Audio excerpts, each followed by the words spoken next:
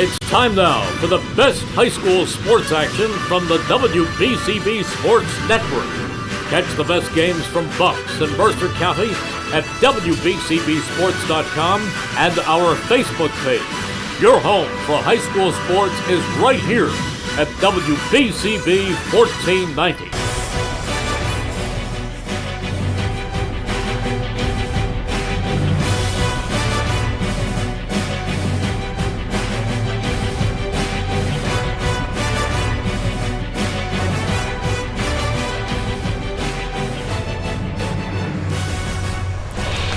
From Bill Harvin Memorial Stadium here in Trenton, we welcome you to high school football on the WBCB Sports Network, where today the Hamilton West Hornets meet the Trenton Central Tornadoes. And a pleasant good morning to everybody. Alongside the Mercer County Hall of Famer Rich Fisher, my name is Jordan Hirsch. Fish, it's great to be back with you here for this game. These are two teams that play a very similar style. Both these teams are going to look to establish the run game early and often. Hamilton West, they do it with their two feature backs, the junior Brian Boswell and the senior Naz Roel Dye. As for Trenton, expect to see a lot of the junior Keyshawn Worthen and junior John L. Lintz. Fish, these are two teams come in riding a little bit of a different start to the season. Yeah. Hamilton West, they come in at 0-2. They've really struggled through their first two games. As for Trenton, they're on the up and coming. They're 1-1, and they've had a real promising start to this year. Yeah, absolutely. I mean, they came out and they had a close loss the first week, and they were feeling pretty good about themselves after last week's win over Heightstown. And, they're feeling good. And then Hamilton West comes in. They're looking for something to feel good about. Hamilton's, first of all, they're playing their third straight road game to start the season. And they have the problem, really, that's faced them is they haven't been competitive. They've played hard, but they've lost their first two by a combined 68-14. And they've allowed 34 points in each of those first two games against Jackson Liberty and East Brunswick. Now, I guess the good news there is, it wasn't a Valley Division game. This is their Valley Division opener. So, they can still, it's almost like starting a new season. Like, okay, it's our division season now. And Mike Paparo's team, they just have to start, they have to start getting better on both sides of the ball. They want to really try to just keep things close today heading into the fourth quarter and then maybe try to steal one, The defense has allowed 640 yards of total offense, and the Hornets' offense has just mustered 275 total yards. So really, that a lot of that starts in the trenches too. You gotta win the battle up front, and Hamilton is not doing a good job of that on both sides of the ball. If you're looking for highlights, Junior Boswell leads the team in rushing with 76 yards. That doesn't sound like a lot, but they've come on just 12 carries. So, Boz is averaging over 6 yards a carry. And a highlight player for Hamilton defensively, look for number 52, linebacker Gabe Bing. He's a senior. He leads the team with 20 tackles. He's recorded 10 each in both games. So, the thing is, Bing and the rest of the defense have to figure out, as you said to start, they have to figure out a way to stop Trenton's running back, Keyshawn Worthen. This is Worthen's third year as a varsity player. Might be his fourth. I forget if he played a little as a freshman or not. I mean, it seems like we've been announcing his name for 7 years now. And, he's really blossoming this year. He's rushed for over 100 yards each game. He's gone for a total of 295. He's quick. He's shifty. And Hamilton has to be aware of where he's lining up. Worthen operates both out as a running back or as a quarterback. He's dangerous down on that goal line. You want to get a little wildcat and snap it to him, and he can take it in. He had 159 against Heightstown last week, and Coach Chris Franco called that a, quote, program win, which I'm sure it was. Heightstown's been pretty decent over the last few years, and so it was nice, Trenton to get that. And again, you mentioned Janelle Lintz. He rushed for 91 against the Rams, and that's huge because that takes pressure off of Worthen, to have to do everything. And obviously, there's a deeper offensive line for Trenton this year, and they've improved as well. Their passing game, Brandon Howard's completed just 7 of 15 passes, but they've gone for 96 yards. That's averaging nearly 14 yards of completion. And Hamilton has to watch. They have to cover Zavon Minnie, 5 catches for 78 yards. And you mentioned the close games that these two teams have had. And Trenton won this last year, 27-21. Worthen ran for 119 and a touchdown, and he threw a TD pass to Minnie. So those guys are back, so Hamilton knows what they can do. Trenton's trying to go 2-1 for the second straight season and hope to build on that. Last year, after beating Hamilton to go 2-1, they won just one game the rest of the way. If you ask the keys of the game are simple. Hamilton has to try to neutralize Worthen somehow, but can't forget about Lintz. If they can't figure out a way to do that, maybe get a few turnovers, punch the ball loose or get some big plays from some special teams, they can be in it. If not, Trenton could have its way in this one. Well, Fish, we are the only show in town here in Mercer County today. This game, the only one going off. A lot of pressure. Yes, around Central Jersey. So all eyes will be on Trenton in a game on WBCB that's being brought to you by Kessel Dermatology, Saul Funeral Homes, the Revere Restaurant, Haldeman Ford Subaru, the Capital Health System, the New Jersey Education Association, Team Toyota, the Hamilton Township Education Association, the Trentonian, the Italian People's Bakery, Capital Area YMCA, the City of Trenton, Hamilton Township Division of Health, Bob Hope's Auto Repair, the Hamilton Township Animal Shelter, and Mako of Ewing. Do not go anywhere because we're going to step aside for the national anthem, and when we come back, we'll have kickoff between Hamilton West and Trenton Central on WBCB. Hi, Merrill Reese for Capital Health, reminding you that the former St. Francis Medical Center is now Capital Health East, and they still offer a 24/7 emergency department as well as outpatient medical clinic services. To enter the emergency department and outpatient clinic, please use the Burt Avenue entrance. Capital Health, proud to be a partner for better health in our state's capital, Trenton, New Jersey. Hi, I'm Merrill Reese. Kessel Dermatology offers great cosmetic dermatology featuring the latest technology in cosmetics, including Morpheus 8 for skin tightening and scars, ultraviolet A and B light treatment for psoriasis, eczema, and itching. Kessel Dermatology now offers Genesis and XLV laser treatments for wrinkles, facial discoloration, scars, and hair removal. Kessel Dermatology provides Botox and fillers. Take care of your skin. Schedule an appointment with Kessel Dermatology.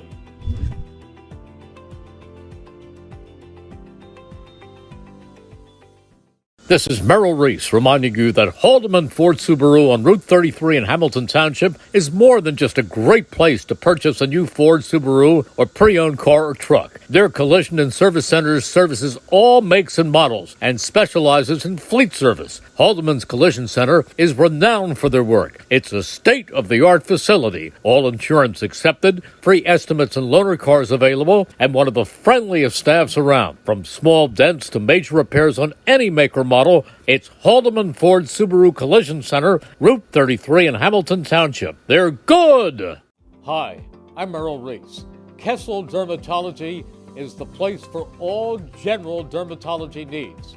For acne, rosacea, eczema, psoriasis, hives, warts, and other growths. They have a friendly and courteous staff, and they can usually offer appointments within 24 hours for emergencies. Take care of your skin. Schedule an appointment with Kessel Dermatology.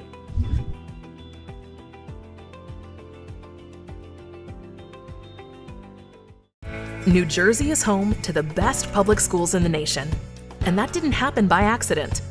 It's the result of parents, educators, and communities working together year after year to give our students a world-class education, no matter the challenge.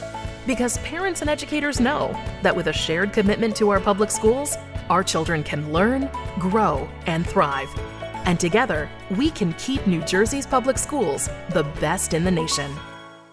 Hi, Merrill Reese reminding you to come back home to traditional Italian cuisine at the Revere Restaurant, 802 River Road in Ewing Township. You'll always feel welcome at the Revere. It's like stepping back in time where you'll feel like you're dining in South Philly or New York's Little Italy. Start your meal with complimentary Hoboken bread. Choose from a menu featuring fresh seafood dishes, succulent steaks and chops, or homemade pasta dishes. You can even eat at the bar. The Revere is open 7 days for lunch and dinner. Private room available for special affairs, plus catering. For reservations, call 609-882-6365. That's 609-882-6365. Come home to traditional Italian cuisine. The Revere Restaurant, 802 River Road, Ewing Township. Hi, I'm Merrill Reese. Kessel Dermatology has a highly rated and award-winning dermatology team with over 130 years of collective clinical experience.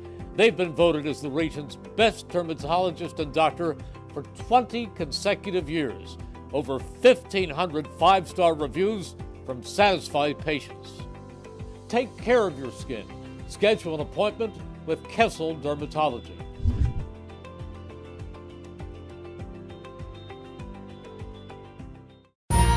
Capital Health's primary care network continues to grow, bringing its extensive option of locations to your neighborhood.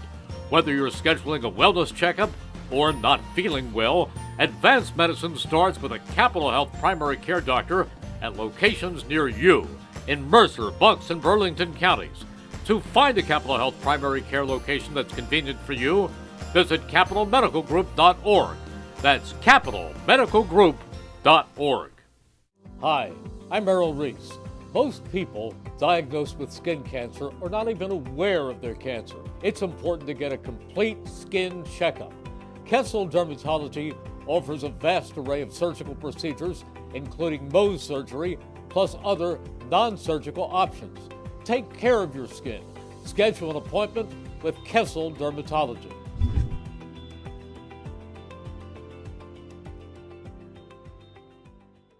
Hamilton Township in Mercer County is fortunate to have many fine businesses that serve our community. Saul Funeral Home is a fourth-generation family-owned business proud to support our local schools and community. Their compassionate and caring staff is there for you and your family. They'll bring the closure you deserve while also celebrating the life of your loved one. Visit their website at saulfuneralhomes.com. That's saulfuneralhomes.com. Saul Funeral Home at 3795 Nottingham Way, Hamilton Square. Hi, Paul Muller here, and there's never been a better time to be part of the team. New car inventory is back. We have over 100 new Toyotas ready to drive home today with some of our most popular models available. And with a huge selection of dependable certified used Toyotas, our pre-owned departments are ready to make a deal that works for you. Plus, our award-winning service centers will have you in and out and back on the road in no time. Visit one of our 3 locations in Langhorne, Glen Mills, or Princeton, or online at teamtoyota.net.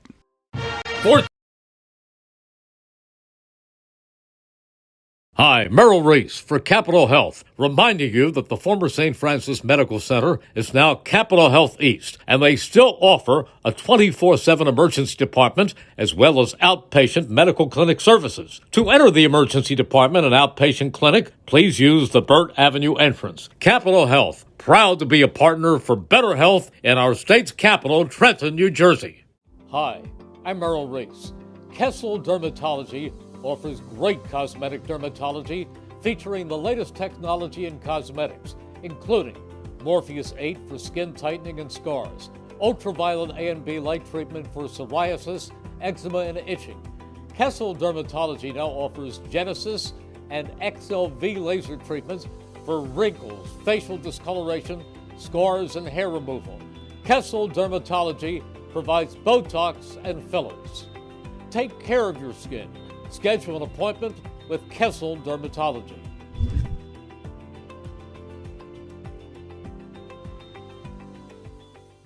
This is Merrill Reese reminding you that Haldeman Ford Subaru on Route 33 in Hamilton Township is more than just a great place to purchase a new Ford Subaru or pre-owned car or truck. Their collision and service centers services all makes and models and specializes in fleet service. Haldeman's Collision Center is renowned for their work. It's a state-of-the-art facility, all insurance accepted, free estimates and loaner cars available, and one of the friendliest staffs around. From small dents to major repairs on any make or model, model, it's Haldeman Ford Subaru Collision Center, Route 33 in Hamilton Township. They're good!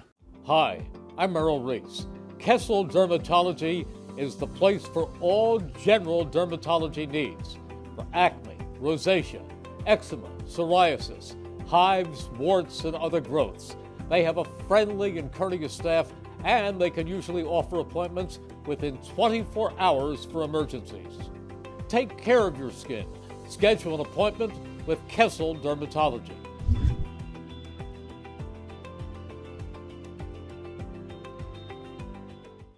New Jersey is home to the best public schools in the nation. And that didn't happen by accident. It's the result of parents, educators, and communities working together year after year to give our students a world-class education, no matter the challenge. Because parents and educators know that with a shared commitment to our public schools, our children can learn, grow, and thrive. And together, we can keep New Jersey's public schools the best in the nation.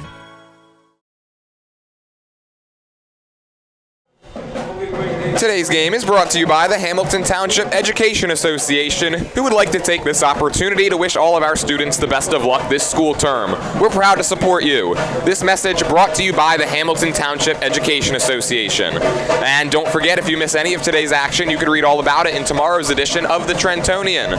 For your complete local and national news 7 days a week, it's the Trentonian, or online at trentonian.com. The only newspaper serving Bucks, Burlington, and Mercer County 7 days a week. It's the Trentonian. Welcome back to Bill Harvin Memorial Stadium. Alongside Rich Fisher, I'm Jordan Hirsch. Hamilton West won the coin toss and elected to defer, so it will be the Tornadoes offense up first. This is a Trenton team coming off a 16-7 win against Hightstown. They trailed 7-6 entering the fourth quarter, but a 48-yard touchdown run by Keyshawn Worthen put them in front. And Elmer Godoy, their kicker, added a field goal in that game. This is a Trenton team. They were 3-7 last season, 0-10 in 2022. But this is a team that feels like they're on the rise, looking to go over 500 for the first time since 3 games in last year, when they had also started out 2-1. Yeah, and we have it's a gorgeous day. I mean, if you're a fan coming out to soak up some rays or anything like that, it's gorgeous. Now, the players, it's a little hot, so we may see some cramping, and here's the kickoff. Schaefer kicks it away. It's returned out towards the 25-yard line, knifing up the middle and breaking a couple of tackles. For Trenton was Jonell Lintz. And so good starting field position for the Tornadoes offense. Yeah, very nice run back by Lintz. They looked like they had him down at around the mid-2021, and he broke away and got an extra 10 yards out of it. And this is where we could expect to see a lot of ground and pound from this Trenton Tornadoes team, led by their senior running back Keyshawn Worthen. This year, 268 yards on the ground for his career. He's just 8 yards away from 1,200. And he comes out as the starting quarterback today. Brandon Howard was injured last week. So expect to see a lot of Wildcat formation. Right now, Worthen starts out in the I. Lintz is the feature back in this formation. They give it to him, and he doesn't have much on first down. Stacked up after a gain of maybe a yard, and it'll bring up second. Jonell Lintz, for his career, 78 carries, 336 yards, and 3 touchdowns. This season, 11 carries for 114 yards. He's a guy that certainly has an explosive factor to his game. Yeah, Lintz and Worthen wear number 1 and number 2, and that's very appropriate, as they are a 1-2 running punch. Boo! We're not even a minute in, and Fish is already cooking. Punned out.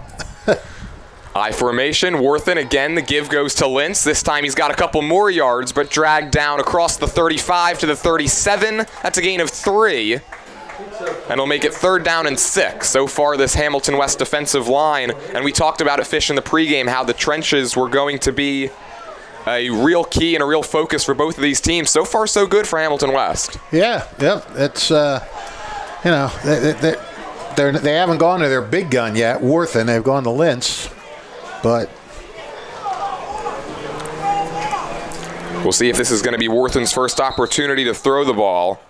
He was 2 for 8 last week for 17 yards, and this time he comes out in the shotgun. Yeah, when I say they haven't gone to Worthen, I guess I should say Worthen hasn't taken the ball yet. Hornets stack the box. Worthen's going to take it himself, and he's got a lot of running room up the left sideline. He's across the 50, and now he's in the clear. There goes Keyshawn Worthen to the 10 to the 5. He is in for the touchdown. Wow, boy, he just turned on the Jets. Zaire Dye of Hamilton was the last one. He busted a gut to get over there and dove, but he only got the back of his calf. As Worthen that was nothing but blocking to seal down the front, and Worthen saw the wall, used his quickness to get around it, and then used his speed to just put on the Jets and take off. And as we said, so far so good for Hamilton, but we said Worthen didn't touch the ball yet. The first time he did, 63 yards and a score. Yeah, the Hornets really vacated that near side of the field. A lot of green grass in front of Worthen. He took full advantage. 3 plays is all it takes to get in the end zone. It's a 64-yard drive. And Trenton will go for 2. I guess they don't have a kicker. Worthen, it's the same play, and it's the same result, but there's a flag that comes in. That's one thing both of these teams really are kind of penalty plagued. Worthen looked like he knew it was going to be a hold against Trenton as he saw the official reaching for the flag and pulled up a little short of the goal line.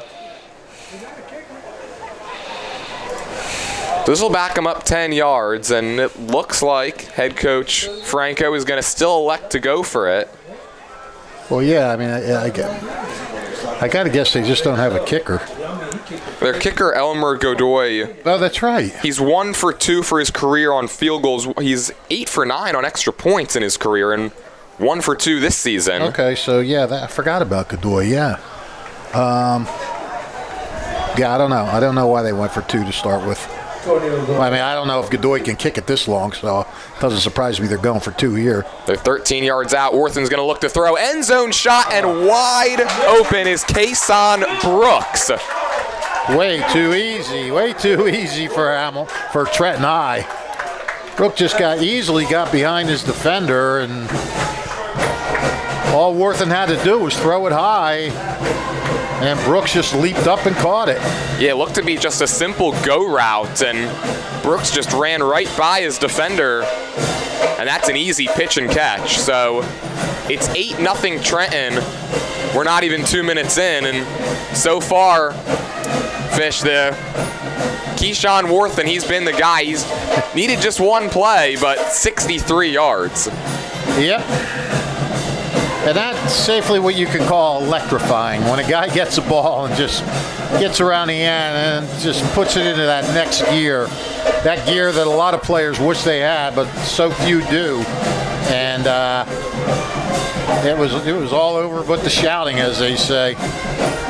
This Trenton offense is much improved, at least early on this season, compared to their last 2 years. Averaged just 12.4 points per game last year. Averaged just over 10 points a game back in 2022. But this season, they've scored 38 through their first 2 contests, and they're already on the board here with 8, with 10-14 still to play. This short kick is fielded by an Upman, and he gets blown up short of the 30. These 2 teams played an interesting game. I forget if it was 2 years ago or a couple of years ago. It was a hot day like today, but much hotter and muggy, and the weather on the field was brutal. And they had to suspend the game in the middle of the game. I think they called it at halftime, and then they had to come back and finish it up on a Tuesday or something. That was kind of strange. I was at the first half of that game. Well, the last 2 times these teams have faced, they've both played to 1-score games. Trenton has won both of them. It was 27-21 Trenton last year, 14-6, or I should say 14-6 Hamilton West back in 2022. And here's the Hornets offense for the first time. Matt Brescio, the quarterback. His first play is an inside give to Brian Boswell, who rumbles forward for a gain of 2. Brian Boswell. And he's a little slow to get up as well. Boswell coming into this game, 12 carries for 76 yards. He had a big game last season against Trenton in the 27-21 loss. 9 carries, 78 yards, and a touchdown. Yeah, he is. He can run if he gets the holes. Hornet fans will remember his brother Kevin Boswell a few years ago. One of the best running backs in Hamilton history, actually. 2nd down and 8. Trenton stocks the box. They show pressure. And a lot of early movement. It appeared Hamilton West may have jumped first, and they did. 5-yard false start penalty, 2nd down and 13.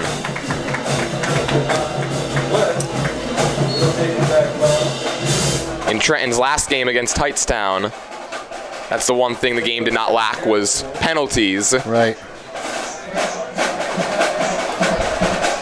Yeah, traditionally both of these teams have trouble with penalties. And especially when you're Hamilton West, you come in, you know you're not favored in the game. You got to do your best to play ahead of the sticks. Right, yeah. You have to play, as close to a perfect game as you can. Boswell makes one juke move and then gets thrown to the ground. That's a loss of a yard. And so now it's the Trenton defensive line that's starting to assert their dominance here early. Yeah, it looked like Edward Hill he was definitely one of the guys in on that tackle. I'm not sure if he had the first hit. Well, now it's a 3rd and 14. They're going the wrong way, jamming. Matt Brescio just 2 for 18 this season. Again, a Hamilton West team that they're going to try to utilize the ground game to their advantage. And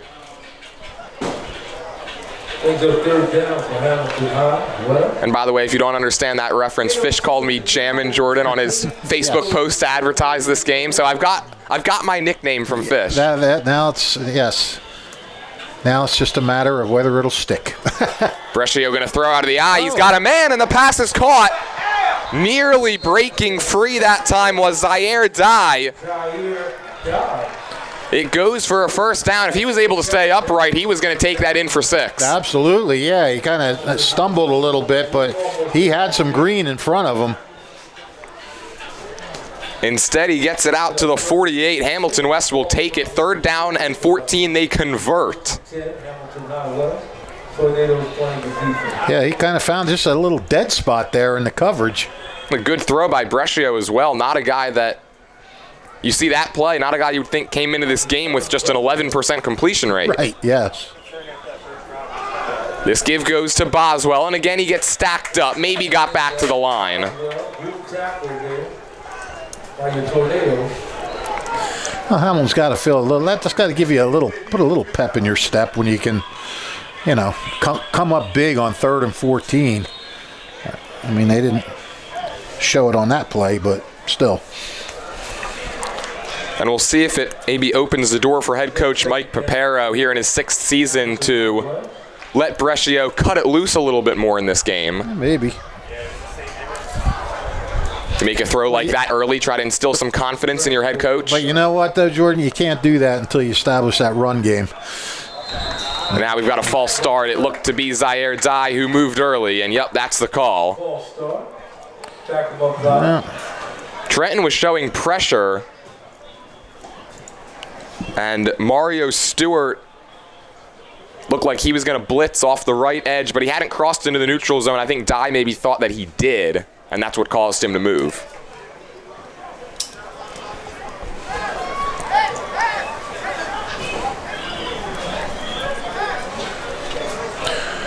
Yeah, again, Hamilton, they're putting themselves in tough situations here. I mean, they're only 5-yard penalties, but they're making for 2nd and long and 3rd and long. On 2nd and 15, Brescio's got pressure. He dumps it off to Boswell on the screen, and he's got running room. A flag comes in from the near side. Brescio's got a 1st down across the 30. There are 2 flags on the field. We'll have to check that. Brescio was just able to get it away as Worthen was bearing down on him. Yeah, he hung in there really well and got it to, who was that, Boswell that got it? Yeah, it was Boswell taking it out across the 30 for now, but it looks like this Hamilton West offense is backing up. Hold on a return, I guess. Already the third penalty going against the Hornets, and this one's going to be the biggest as it wipes away a gain of over 20 yards. That's a 15-yard loss. 5:56. So that must have been, the hold must have occurred 5 yards behind the line because it's a 10-yard penalty, right? Yeah, it's going to remain 2nd and 15. The hold from the spot of the foul. No, it won't be oh, wait, yeah. Yeah, you're right. Oh, yeah, I'm looking. Never mind. So the hold must have occurred at the opposite 48. They lost a total of 1 yard on that. So 2nd and 15, Matt Brescia will get a redo. He's going to look to throw. Throwing far side, pass is high and incomplete. That one was intended for Chase Muni. So now that hold, though, that came after the catch, right? Yeah, it came during the run.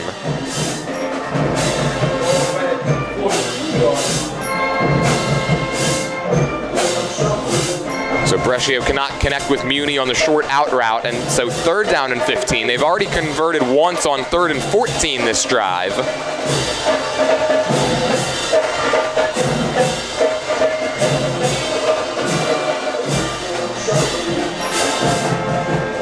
Matt Brescia, two-sport athlete, also on the wrestling team at Hamilton West. There's a couple two-sport athletes on this team. Tyrone Krupe, you may remember that name from baseball season. Right. Haven't called his name yet here today. 3rd and 15. Brescia over the middle. He's got Dye again. He's got it to the 30, 20, 10, and he is gone. Touchdown on 3rd and 15. Zaire Dye. Hamilton West strikes right back. It's 8-6. Wow, this just must be the game plan. Just get down 3rd and long and then cut loose. Yeah, lure Trenton into a false sense of security and then hit Zaire Dye over the top. Wow, that goes for 58 yards. Again, he's just finding the dead areas. Well, we've had no shortage of big plays during the first 6 minutes and 45 seconds of this game. We have not. Hamilton West is going to elect to try the extra point. It's Grady Schaefer, the kicker.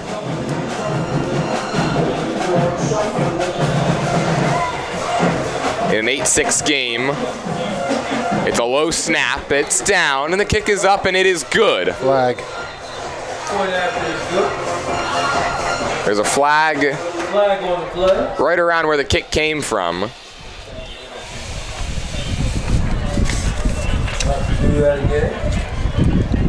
Kicker's number 19. Wonder if you get an illegal formation there, as one of the players from Hamilton West was late getting on the field. Hamilton High West will have to kick it again.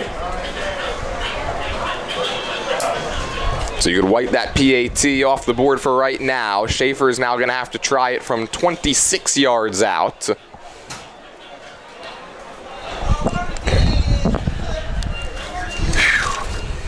The holder is Cole Manderson. Schaefer back to kick again. Halfway through the first quarter, and Hamilton's got 4 penalties for 25 yards. Not the way they wanted to start, but they've been able to overcome it so far. And now we've got whistles. And an offsides penalty against Trenton, and that'll back it right back up to the 21. Right back where it began. Oh. Back and forth we go. Yeah, this is an exciting extra point. Who says extra points are boring? We'll walk back up to the 3. This kick will come from 21 yards out. Everybody getting dizzy from their walking back and forth. Schaefer is ready, so is Manderson.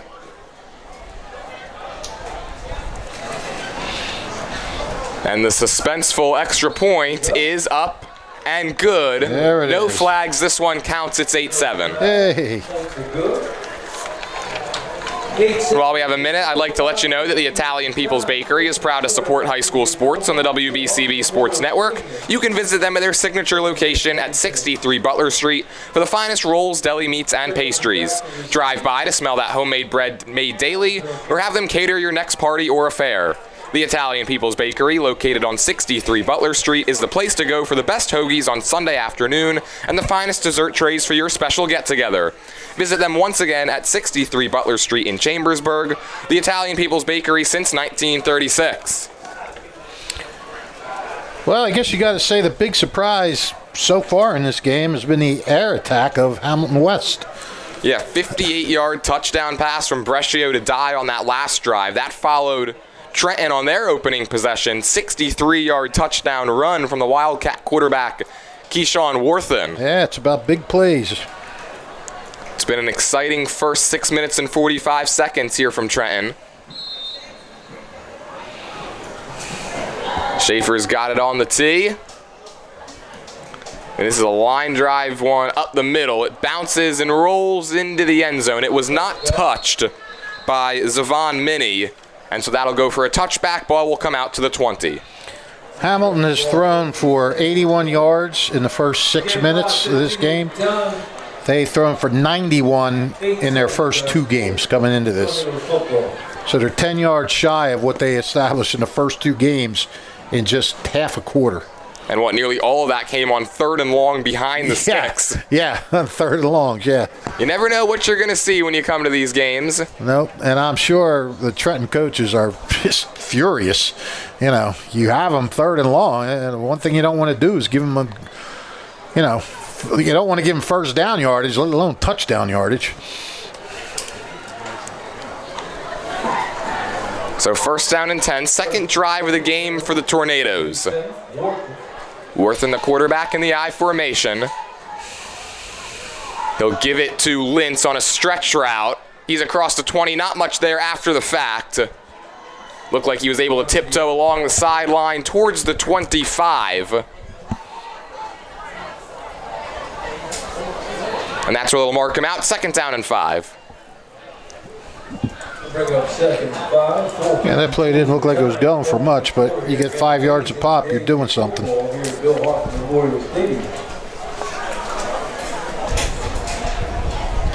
right at the 25-yard line. Trenton last year ran for over 1,000 yards for the season and 15 touchdowns. And the way they're going so far here in the early stages of this year, they're going to be looking to eclipse that total and then some.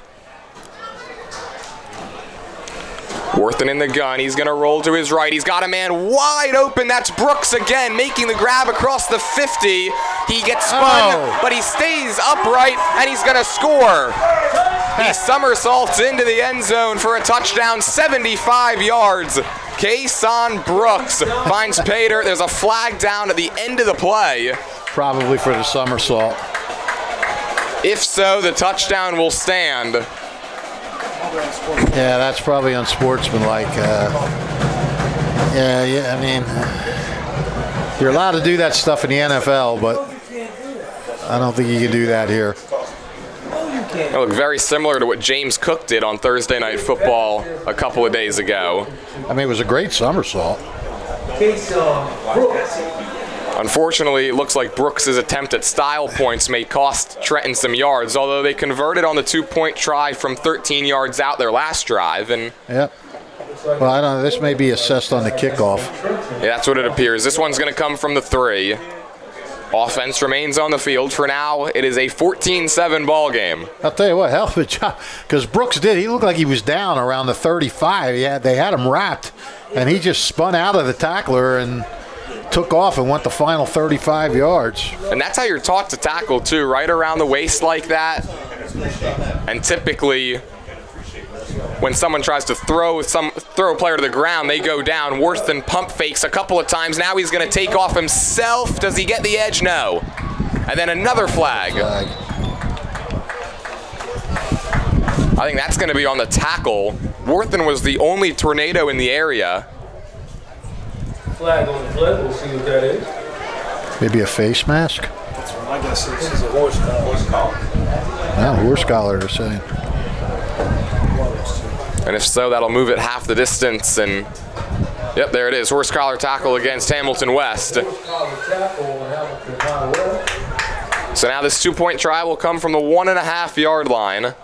Trenton will get the try after again. Moved it up to the Looking to go up 2 scores.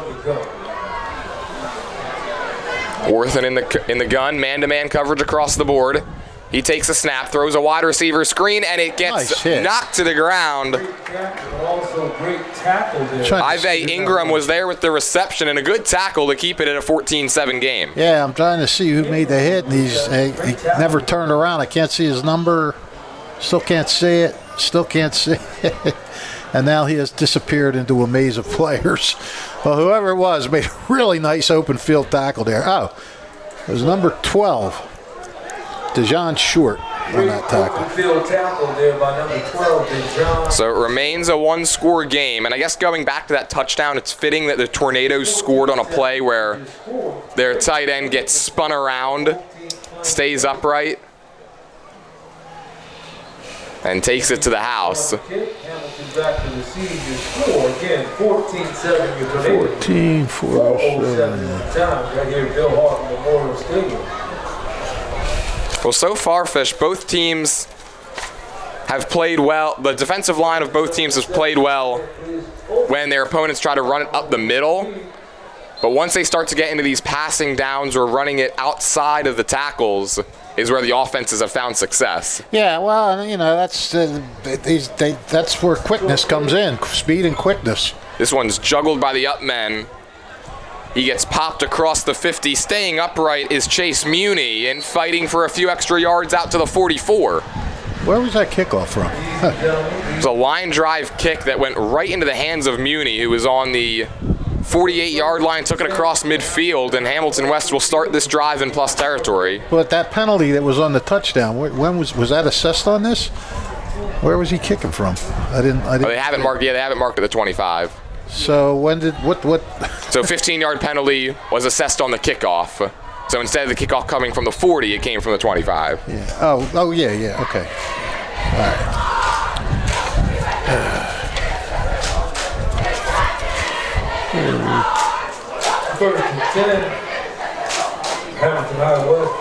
Well, you know Hamilton West's game plan coming into this one was to establish the ground game. So what has it done? Establish the passing game. That's exactly right, and this is where we'll see if head coach Papero maybe deviates from his original plan. He's got Brescio in the gun. He takes a snap, first down. He's going to look to throw. Throwing left, pass is incomplete. Again, intended for Zaire Dye. Led him a little too far, and that'll make it 2nd and 10.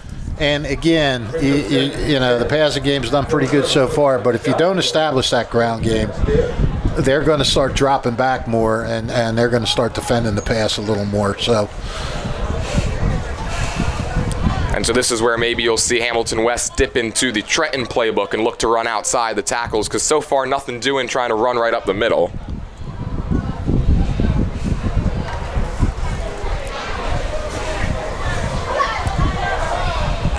No.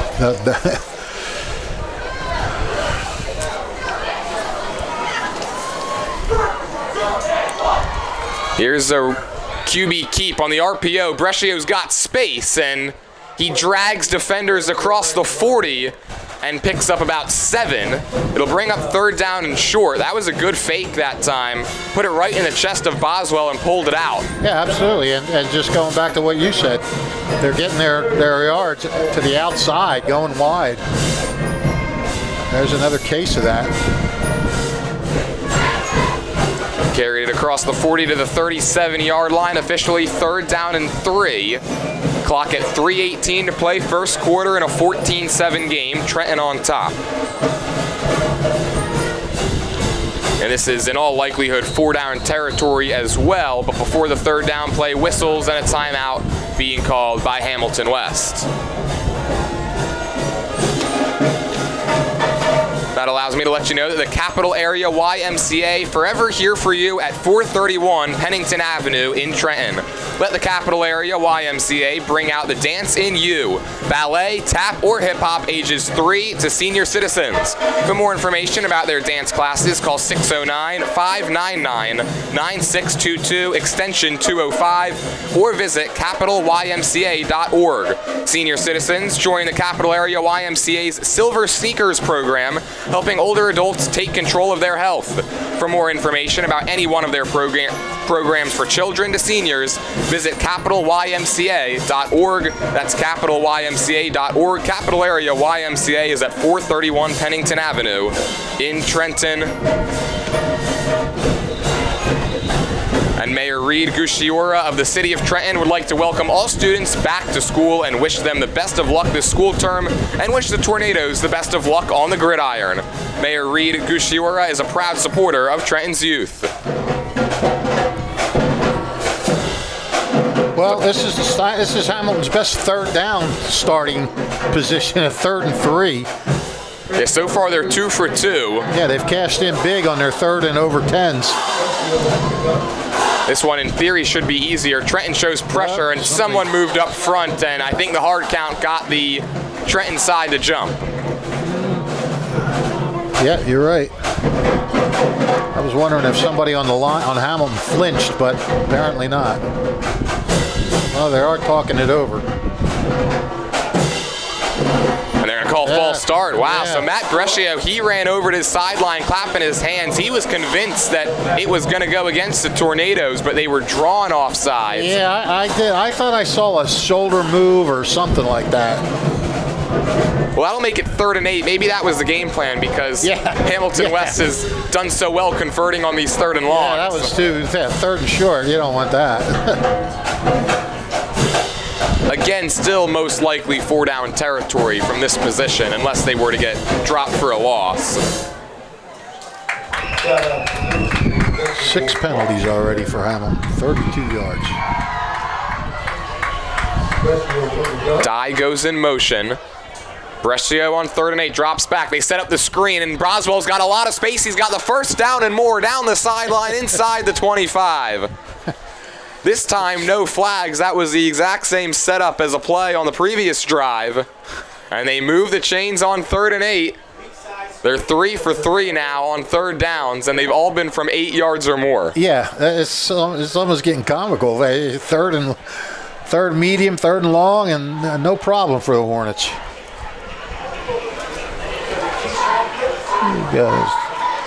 So that one goes for a gain of 19. Or I should say 21 out to the 25-yard line. 1st down and 10. Same type of look. Brescio in the gun with a twin receiver set. Clock stopped at exactly 3 minutes. Dye goes in motion again. It's a give to Boswell. Bounces it outside and then gets spun down after a gain of a couple of yards. Starting to see Hamilton West utilize the outside of the field all of a sudden.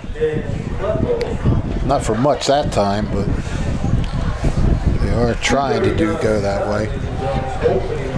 It's officially a gain of 1. It'll bring up 2nd down and 9. Trenton continues to do a good job on Boswell. He got 4 carries so far for just 3 yards. And he's a player who came into this game averaging over 6 yards per carry. Someone that opposing defenses certainly have to account for, and so far so good for Trenton. Dye goes in motion, 2nd down and 9. Brescio takes a snap. He's going to roll to his right, throws across his body. It's caught by Dye, and then he gets dropped after a gain of 2 or 3. Zavon Minnie brought him to the ground, and it'll make it 3rd and medium. Excellent tackle there. They'll give him a couple extra yards out to the 20, so officially 3rd down and 5. Hamilton High West ball. That is the 20. It'll bring up 3rd and 5. 136 at the time. And Fish, we keep going back to the penalties. This is, of course, a young Hamilton West squad of about the 12 players that see a lot of playing time. Only 2 of them are seniors, so You see a lot of the times also they go into this huddle, they stay in it for a while. Right. And that's kind of, something you see out of young teams a lot, just making sure everybody's on the same page before the play. And a little hesitancy, sometimes a little uncertainty. We've got whistles before the snap. A flag comes in from the secondary.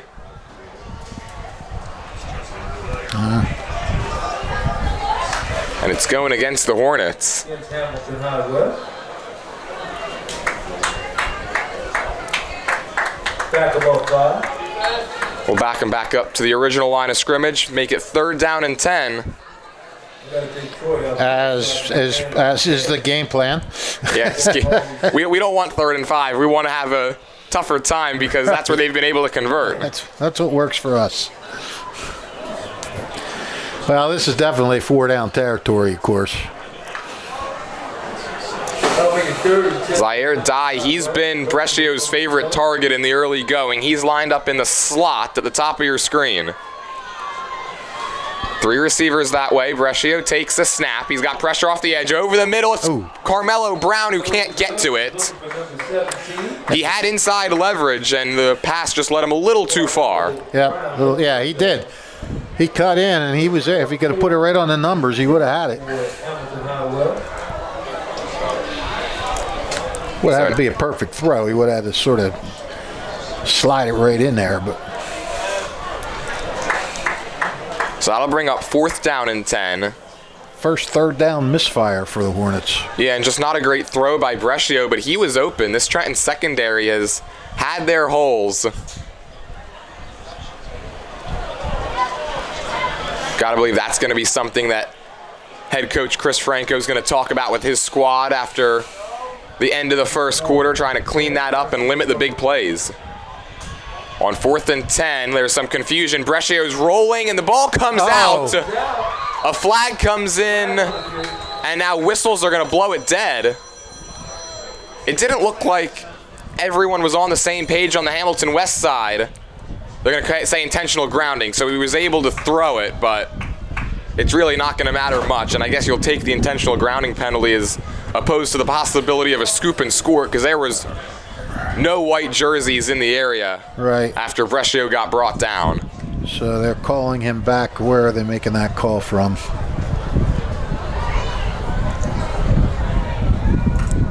We'll check the spot. Right now the down marker's at the 25-yard line. They're not moving it. Looks like a turnover down.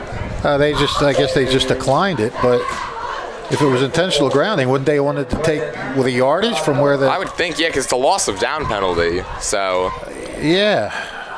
It's already the 7th flag going against Hamilton West, the first one that was declined. So 23.8 seconds to play here, first quarter. Gotta believe this will be the final play of the first 12 minutes. 14-7, Trenton on top. A couple of big touchdowns, a 63-yard run by Worthen, and then a 75-yard hookup from Worthen to Brooks. This time it's a give to Lintz, and he gets wrapped up and brought down around the 29. Clock will continue to run. There to get him was Gabe Bing. Gabe Bing. Yeah, Bing, we mentioned in our pregame show. He's pretty active out there. And the clock's going to run out. That will do it for the first quarter. 12 minutes down, 36 to go, 14-7. Tornadoes on top of Hamilton West. We'll be right back with the second quarter here on WBCB. Hi, I'm Merrill Reese. Kessel Dermatology has a highly rated and award-winning dermatology team with over 130 years of collective clinical experience. They've been voted as the region's best dermatologist and doctor for 20 consecutive years. Over 1,500 five-star reviews from satisfied patients. Take care of your skin. Schedule an appointment with Kessel Dermatology.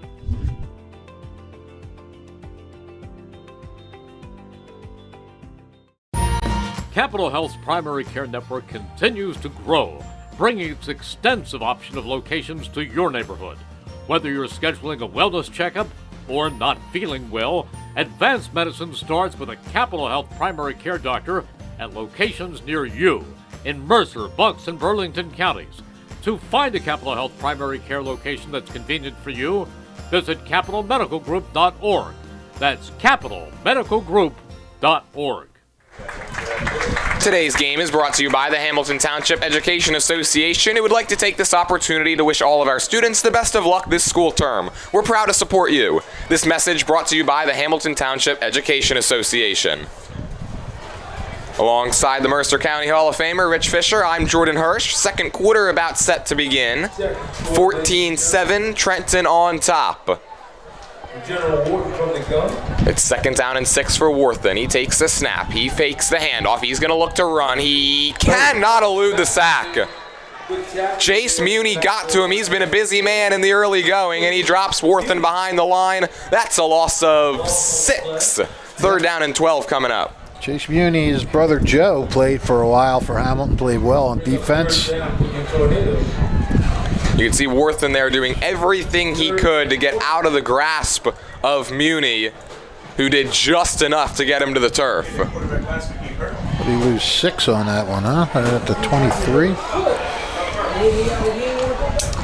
And so now third down and 12. Trenton's only had one third down attempt, and they converted on it for a 63-yard touchdown run.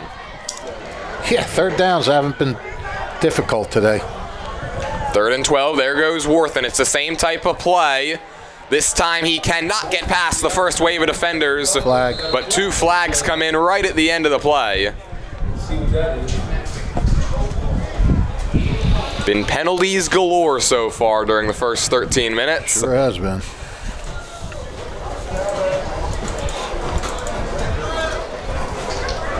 The flag came in right as the hit was being delivered on Wharton.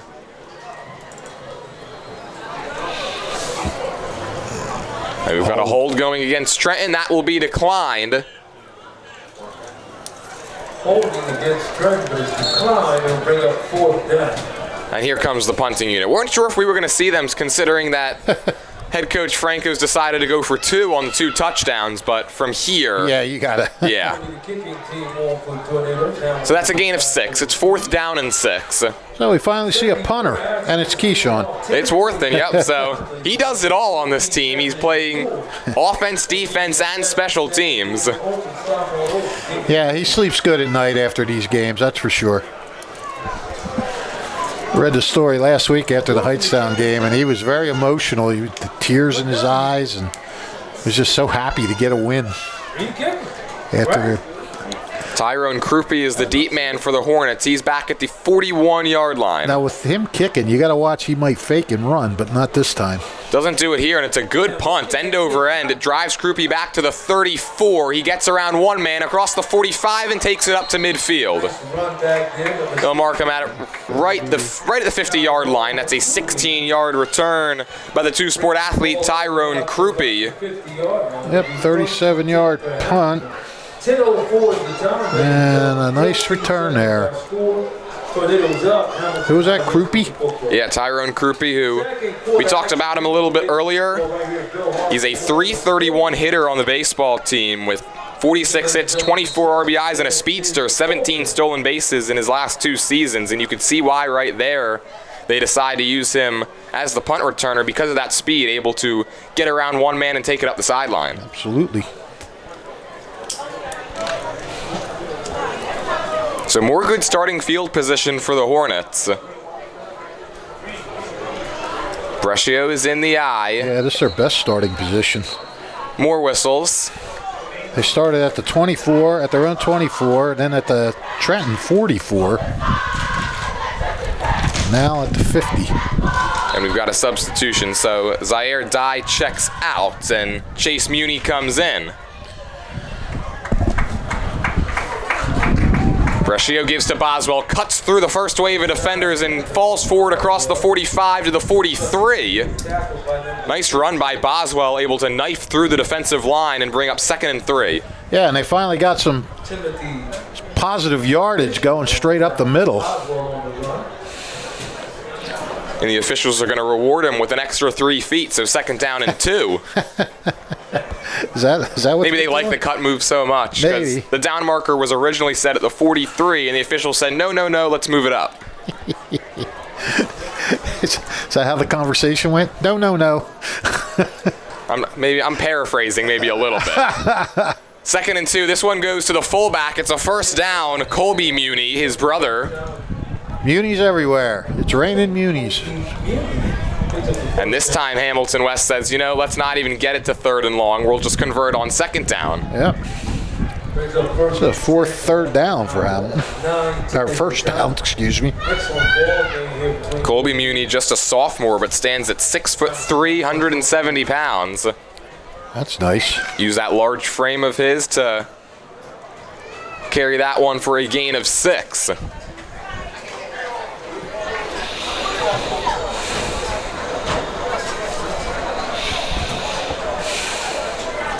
Score remains 14-7. Chase Muni goes in motion, and Brescio takes a snap, gives to Boswell over the center, and this time stacked up not much. Gain of maybe 3. Gonna bring up 2nd down and 7. And now Hamilton West starting to establish the running game a little bit more. Yeah. You talked about how they're going to have to use the run game to open the air attack. It seems almost in a way they're trying to use the air attack now to open the ground game.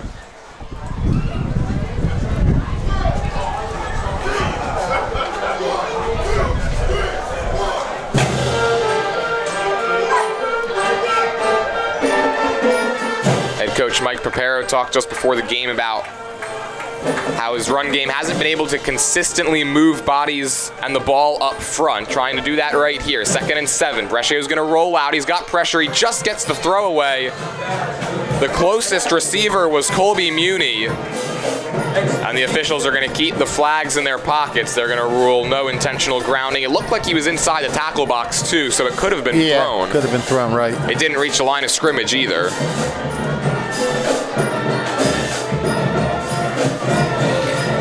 All right, 3rd and 7. See what they got cooking now. I'd like to see a little screen to Boswell. They've done that twice. One was called back after a gain of over 20 yards thanks to a penalty. Well, I'd like to see it again. It's been effective so far, as long as they're able to do everything fundamentally sound. Capital Health's primary care network continues to grow. Trenton. This time they put Brescio in the shotgun. 5-man front, whistles, and a timeout being called by Hamilton West. Coach Papero wants to make sure his guys are on the same page before this 3rd and 7. Yeah, this is important. I mean, you're in enemy territory here, and you have a 3rd and makeable. You don't want to mess up on this situation. I'd like to let you know that the Hamilton Township Division of Health offers a variety of free services to keep you and your community healthy. It's important for everyone to stay up to date on recommended vaccines. Whether you or a loved one needs an annual flu shot, COVID-19 vaccine, or a pneumonia shot, Hamilton's Division of Health is ready to help. Are you or a loved one homebound? The division's caring nurses will bring your vaccine to you. For families that may be underinsured or uninsured, the division offers free routine vaccinations for children. Most residents in Mercer County are able to take advantage of the free and confidential STI and HIV testing clinic. The staff at the Hamilton Township Division of Health are experienced and proud to serve the Hamilton community. Visit hamiltonnj.com/health for more information, services, and upcoming clinics and eligibility. That's hamiltonnj.com/health. Stay healthy, Hamilton. 3rd down and 7. The Trenton defense is ready. And again, Hamilton West taking their time in their huddle, making sure that this young squad knows exactly what the play call is for another critical 3rd down.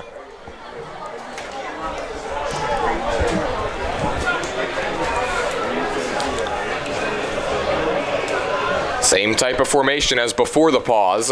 14-7 ball game, 7:45 to play till the half.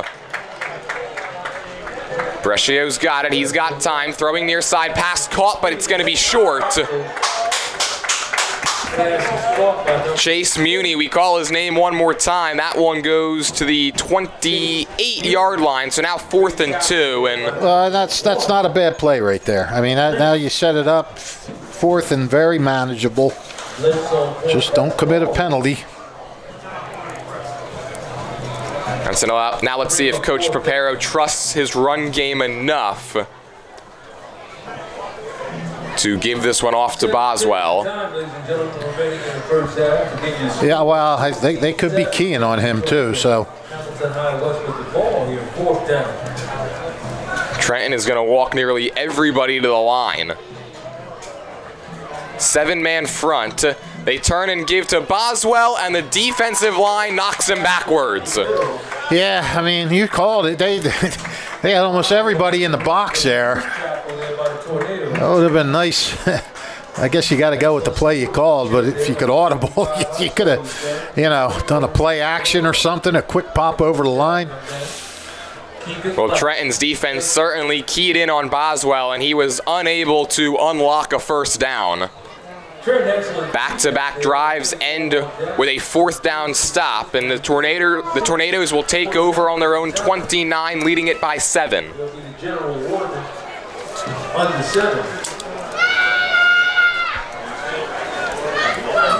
Trenton would love to rip off a long time-consuming drive here.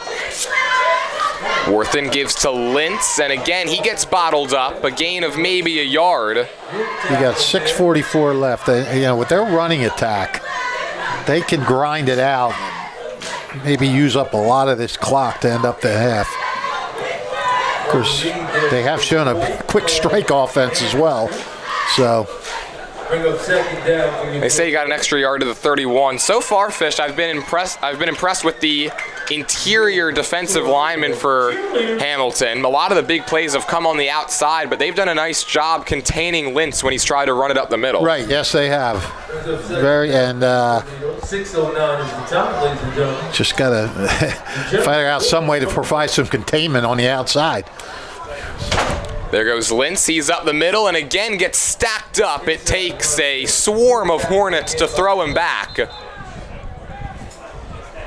I think the ball came out of the end and Luke Brutch came away with it, but Lintz was well down, and there's a player down for Trenton, and it does appear to be Lintz. And while they tend to him, we're going to step aside. It's 14-7, 5:45 to play till the half. You're watching high school football here on WBCB. It's an extensive option of locations to your neighborhood. Whether you're scheduling a wellness checkup or not feeling well, advanced medicine starts with a Capital Health primary care doctor at locations near you in Mercer, Bucks, and Burlington counties. To find a Capital Health primary care location that's convenient for you, visit capitalmedicalgroup.org. That's capitalmedicalgroup.org. Hi, I'm Merrill Reese. Most people diagnosed with skin cancer are not even aware of their cancer. It's important to get a complete skin checkup. Kessel Dermatology offers a vast array of surgical procedures, including Mohs surgery, plus other non-surgical options. Take care of your skin. Schedule an appointment with Kessel Dermatology.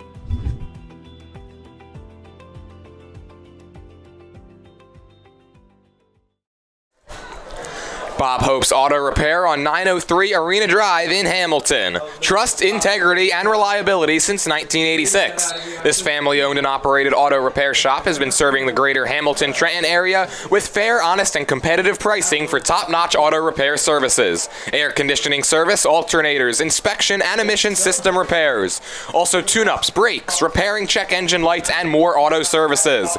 Their full-time staff of certified ACE mechanics handle all major and minor repairs, foreign or domestic. Bob Hope's Auto Repair is at 903 Arena Drive in Hamilton. Jonell Lintz was able to get up and walk off the field. It's 3rd down and 6. Worthen gives it to Minnie, and he gets driven backwards. Yeah, Jamal Coates got in there in a hurry. Coates, the senior defensive end, entered this game with 6 total tackles, and that's his 2nd TFL of the season. And it forces a 3 and out. And so, Fish, you talked about how Trenton they were going to be looking to go right down the field and bleed out this second quarter clock, but didn't quite work that way, did it? Yeah, the West defense stands tall, and now they're going to get the ball back. And now Hamilton West with a chance to have the football version of 2 possessions for 1, and now we've got a timeout being called by Trenton. It didn't look like the correct personnel was on the field. No. And the punter wasn't out there yet. Keyshawn Wortham was still on the sideline. But while the two teams head back to their respective huddles, I'd like to let you know that if you're looking for a loving pet to add to your family, consider visiting the Hamilton Township Animal Shelter at 2100 Sylvan Avenue. The experienced shelter staff will do their best to match you with a companion that's a good fit for you and your family and lifestyle. The shelter has cats and dogs available, and sometimes smaller pets like rabbits, birds, and reptiles. Not ready to adopt but want to help the animals? There are volunteer and fostering opportunities available. The Hamilton Animal Shelter is open Monday through Saturday, 10:30 a.m. to 3:30 p.m., Thursdays till 7 p.m., and closed on Sundays. You can view their adoptable pets at hamiltonnj.com/animal shelter. Now the punting unit is out there with Wortham standing at his own 20 and Tyrone Krupe, the deep man, he's going to backpedal inside the 40 to the 36. He keeps walking back to the 34, which is where he fielded the previous punt and carried it for 16 yards. Yeah, he hit it about close to 40 yards last time, a 37-yarder. Wortham gets it away. This time it's much shorter towards the near sideline. It bounces out of bounds across the 50 at the 47.5. Looks like it's ready for 47. I see you, Green. Yeah, so that was just a 19-yard punt. And obviously, Wortham wasn't trying to have it be that short, but you wonder if he was trying to just keep it away from Krupe. Yeah, after he had the nice run back, but 4:20 at the time. The first and 10. The officials give Trenton the benefit of the doubt, and they're going to mark it at the 47, so they round down. And so with exactly 4:20 to play till the half, Hamilton West with a chance to go down and score, then they're going to receive the third quarter kickoff as well after declining or deferring on the coin toss. yeah, but Hamilton, I'll tell you what, Hamilton again with great starting position. Here's a toss to Boswell, running outside the tackle, and he gets stacked up and then gets tackled for a gain of 3. Yeah, good second effort there by Boz. Any way you can get it right if you're Hamilton West. Yeah. Boswell tackle. The tackle drove him forward maybe 4 extra yards. It looked like he was going to be dropped for a loss, and instead it's out to midfield. Well, you keep your legs moving. If you're always keeping your legs moving forward, you're going to go forward.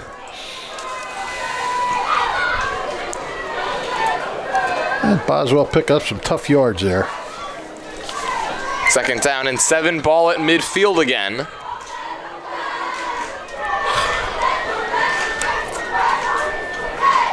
Bruscio checks the defense and takes the snap. He's going to set up the screen, and it's off the hands of Boswell and falls incomplete.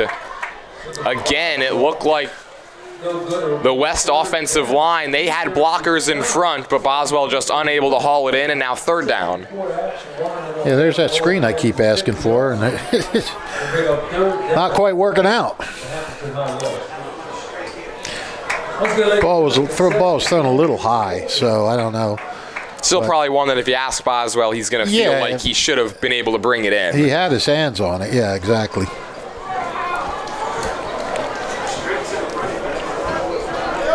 So third down and 7. This is where Hamilton West has made their money. It's a quick throw. There's Zaire Dye. He looked like he wanted to throw it. Instead, he's going to try to take off and gets ripped to the ground. Kason Brooks got to him. It's a loss of 1, and so now fourth down and 8, and back-to-back 3 and outs. Trenton's going to get the football right back. Yeah, Brooks had him by the shirt tail, and he wasn't about to let go. Once again, 3:06 at the time. Oh, Allen's just, they're wasting good field position. I mean, they have started at the Trenton 44, they started at the 50, and then they just started at their own 47. So they're at midfield or better most of the time. And the only time they scored is when they started at their 24. It's a strange game. Flag and a false start. That'll back up Grady Schaefer and the punting unit 5 more yards. Zavon Minnie is the deep man. He walks up and now stands at his own 31, still walking forward, and he'll stop in between the 31 and the 32. This is Schaefer's first punt of the game. It's a line drive. It's a good one. It takes a Hornets roll inside the 15 and out of bounds right around the 11. They'll call it the 12. That's the kind of punt you want to have. Yeah, sometimes the best way to punt is not just hit it. You don't want to just hit it high, but you hit it on a line like that, it's going to check up and roll for a while. That one went 44 yards, and yeah, those high punts can look majestic, and it's good hang time for the coverage to come down and make a play. But if you can hit it on a line drive like that and then get it to go out of bounds before it gets into the end zone, then you're doing it right.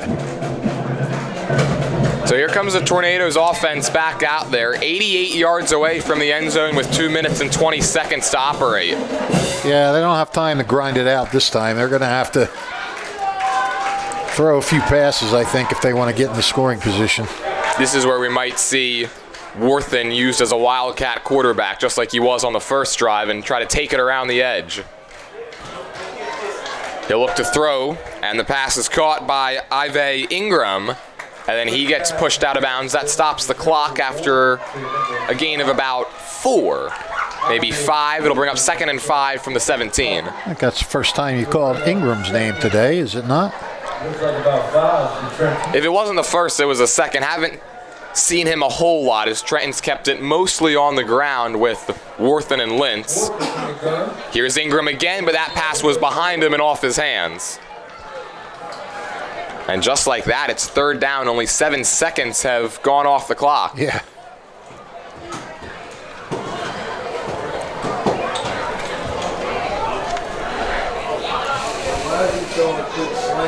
Well, that was Ingram's first catch because he's only thrown the ball 3 times, and 2 of them were on the last 2 plays.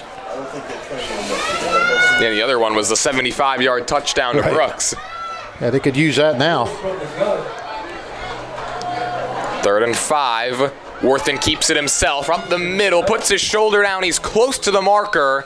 He needed 5. He got 6, and he moves the chains on 3rd. Brings up a first down for your Tornadoes. Worthen's a little slow to get up. Helped up there by The trainers are going to stay on the sideline for now. ball coach. I see you, young man. Excellent job. Trenton still has 2 timeouts left. Start training to be sportsmanship. Keep it classic as you compete. Good job, young man. Not really at the point where we're going to use them yet, but a couple more of those inside runs, and head coach Franco is going to have to start burning those timeouts. We're at 100 seconds to play till halftime. Ball's on the 23. From the gun. They put Minnie in motion, give it to him on the jet sweep, and he gets past the first wave. He's got a first down and more, and he's brought down just shy of the 40-yard line. First big play for Zavon Minnie, picks up a first out to the 39. Yeah, he's a reliable receiver, but Definitely a first down. Put the Jets you on. can use those receivers on those jet sweeps sometimes, and First half. First and 10 for your Tornadoes. broke off a 16-yard run there. And Trenton is really having some major success now outside of the numbers. Yeah, the last 2 series, Hamilton got 2, 4, 3 and outs, so it was a nice job for Hamilton. But Trenton seems to have gotten a little rhythm here on this possession. Quick throw, it's low. Minnie hauls it in and then gets blown up.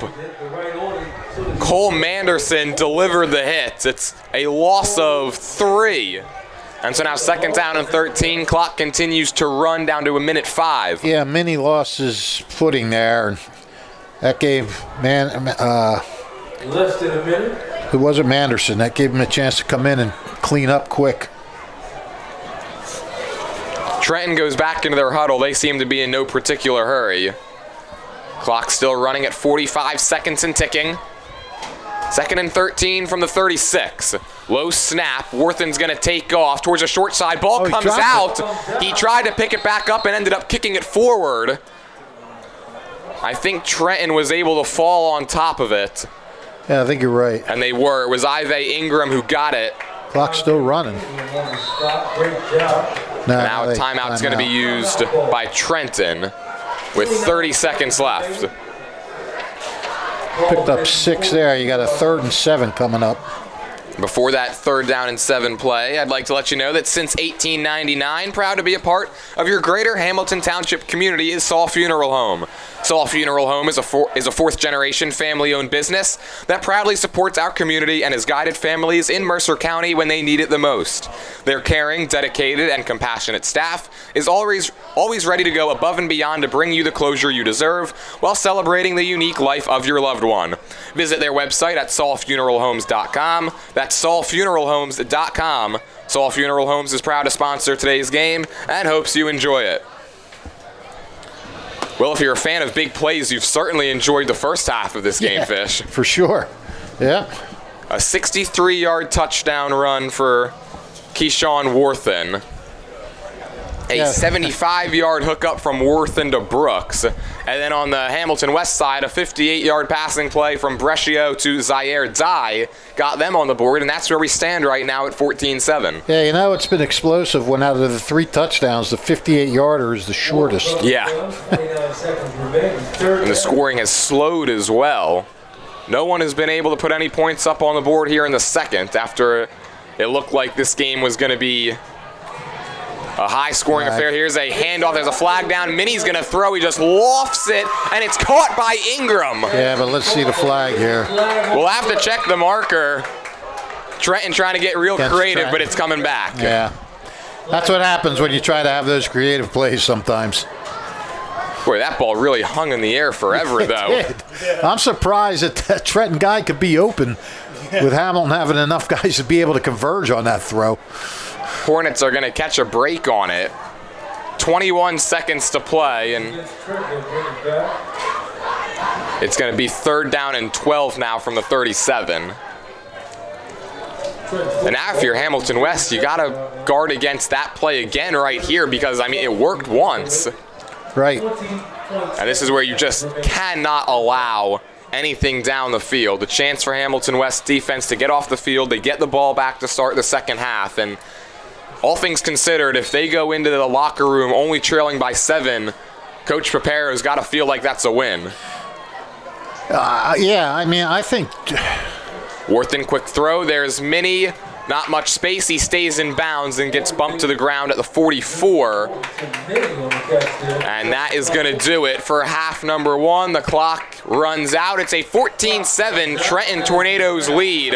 All the scoring came in the first quarter. And do not go anywhere because we're going to have our halftime report coming for you next. 14-7 game, 24 minutes down, 24 to go. We'll be right back here on WBCB. Hamilton Township in Mercer County is fortunate to have many fine businesses that serve our community. Saul Funeral Home is a 4th-generation family-owned business proud to support our local schools and community. Their compassionate and caring staff is there for you and your family. They'll bring the closure you deserve while also celebrating the life of your loved one. Visit their website at saulfuneralhomes.com. That's saulfuneralhomes.com. Saul Funeral Home at 3795 Nottingham Way, Hamilton Square.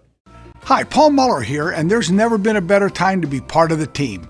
New car inventory is back. We have over 100 new Toyotas ready to drive home today with some of our most popular models available. And with a huge selection of dependable certified used Toyotas, our pre-owned departments are ready to make a deal that works for you.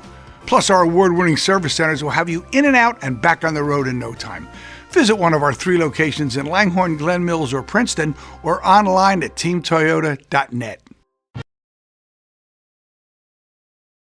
Hi, Merrill Reese for Capital Health, reminding you that the former St. Francis Medical Center is now Capital Health East, and they still offer a 24/7 emergency department as well as outpatient medical clinic services. To enter the emergency department and outpatient clinic, please use the Burt Avenue entrance. Capital Health, proud to be a partner for better health in our state's capital, Trenton, New Jersey.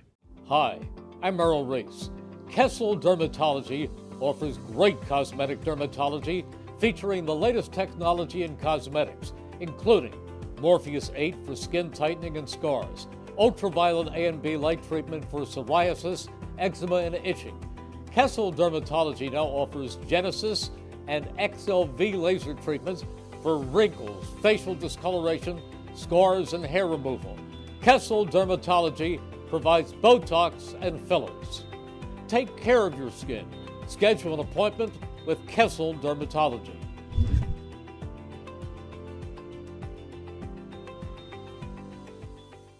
This is Merrill Reese reminding you that Haldeman Ford Subaru on Route 33 in Hamilton Township is more than just a great place to purchase a new Ford Subaru or pre-owned car or truck. Their collision and service centers services all makes and models and specializes in fleet service. Haldeman's Collision Center is renowned for their work. It's a state-of-the-art facility, all insurance accepted, free estimates and loaner cars available, and one of the friendliest staffs around. From small dents to major repairs on any make or model, it's Haldeman Ford Subaru Collision Center, Route 33 in Hamilton Township. They're good! Hi, I'm Merrill Reese. Kessel Dermatology is the place for all general dermatology needs. For acne, rosacea, eczema, psoriasis, hives, warts, and other growths. They have a friendly and courteous staff, and they can usually offer appointments within 24 hours for emergencies. Take care of your skin. Schedule an appointment with Kessel Dermatology.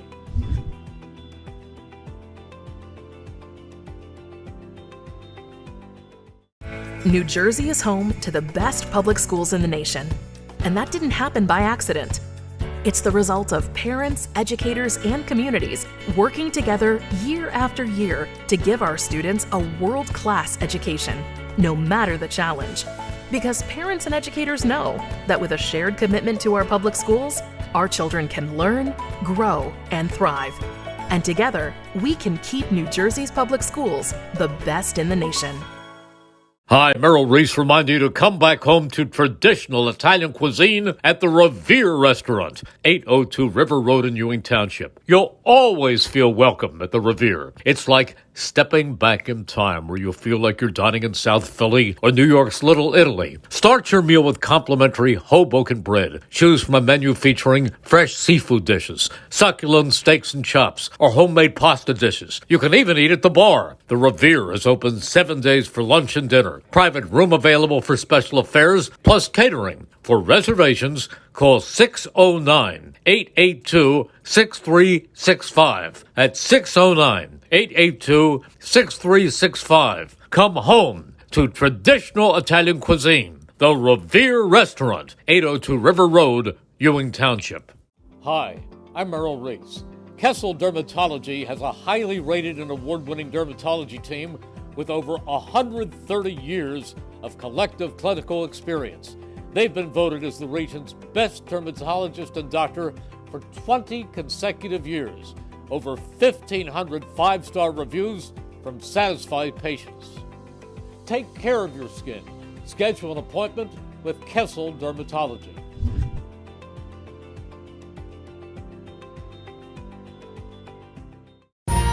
Capital Health's primary care network continues to grow, bringing its extensive option of locations to your neighborhood. Whether you're scheduling a wellness checkup or not feeling well, advanced medicine starts with a Capital Health primary care doctor at locations near you in Mercer, Bucks, and Burlington counties. To find a Capital Health primary care location that's convenient for you, visit capitalmedicalgroup.org. That's capitalmedicalgroup.org.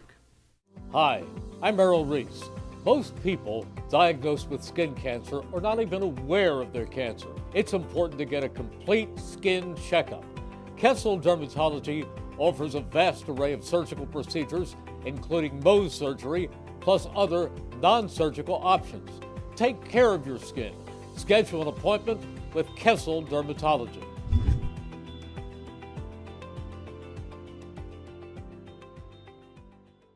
Hamilton Township in Mercer County is fortunate to have many fine businesses that serve our community. Saul Funeral Home is a fourth-generation family-owned business proud to support our local schools and community. Their compassionate and caring staff is there for you and your family. They'll bring the closure you deserve while also celebrating the life of your loved one. Visit their website at saulfuneralhomes.com. That's saulfuneralhomes.com. Saul Funeral Home at 3795 Nottingham Way, Hamilton Square.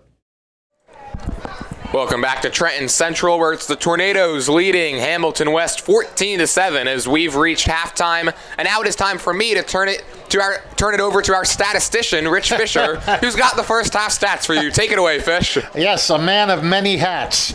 And we just want to remind everybody we're going to go through the stats here and then go away for a break. And then, whoop, am I good there?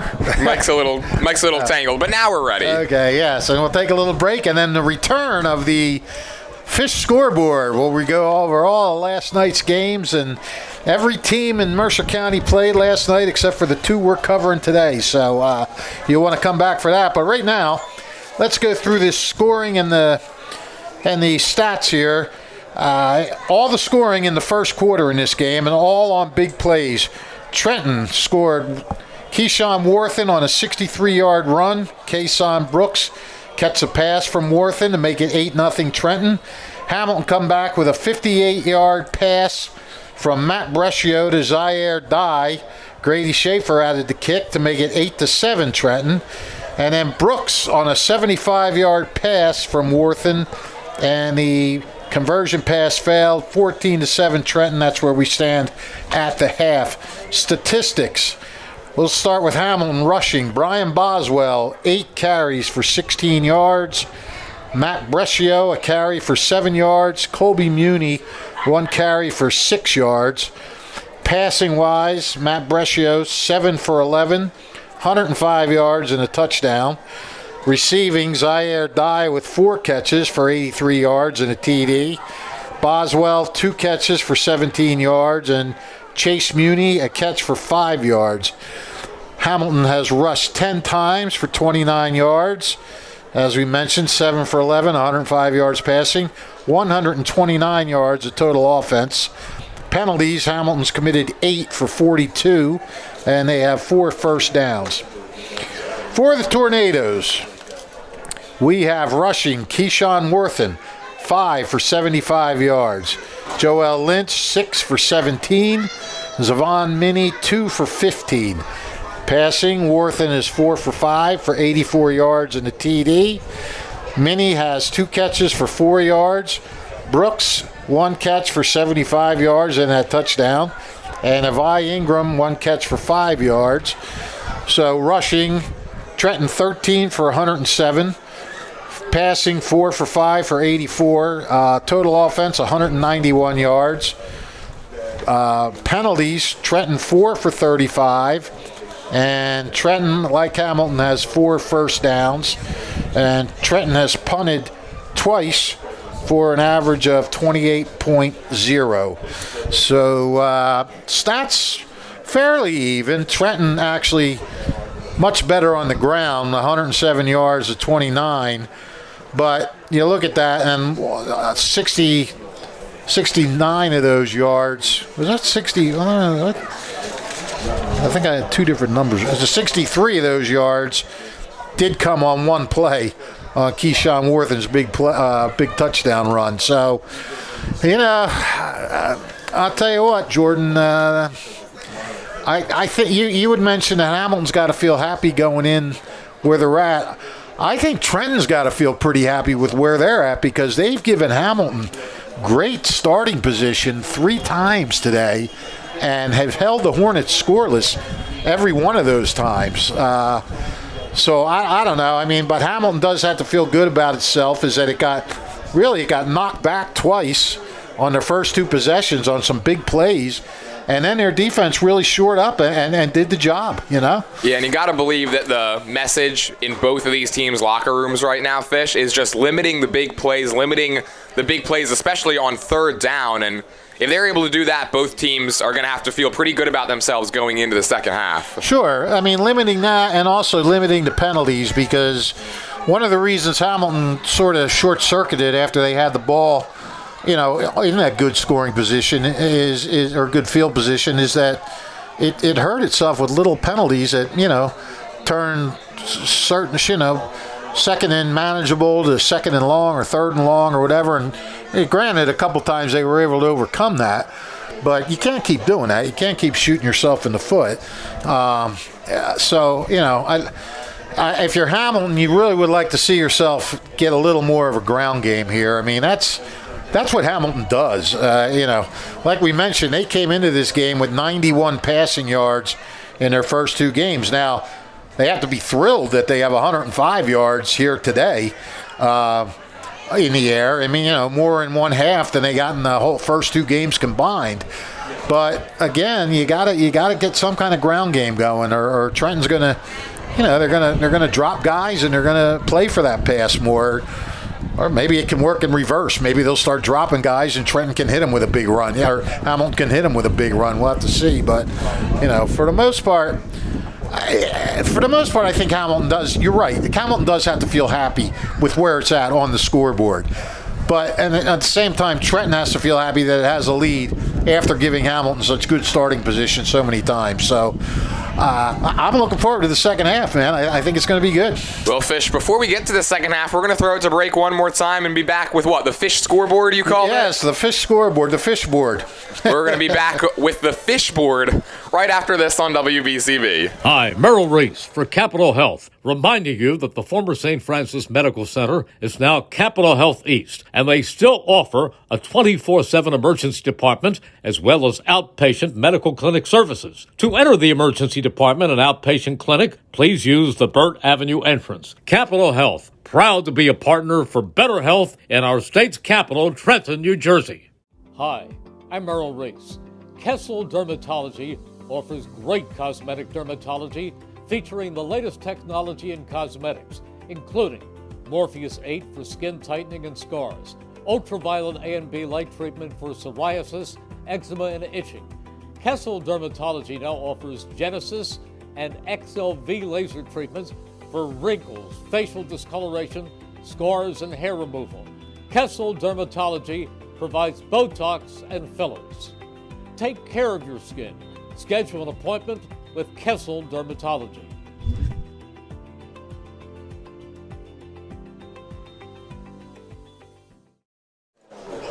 Welcome back to halftime here from Trenton Central, where the Tornadoes lead the Hornets of Hamilton West 14-7. That's our score here, Fish. But how about you let everybody know some of the scores from around the league and around the county from last night? We got every game, every team played last night, but the two that we see playing today.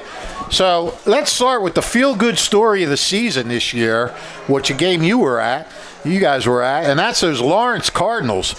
Coming off a dismal 1-9 campaign and having gone 6-28 in their previous four seasons, Lawrence improved to 3-0 last night for the first time since 2016 after taking a 17-14 win over Florence.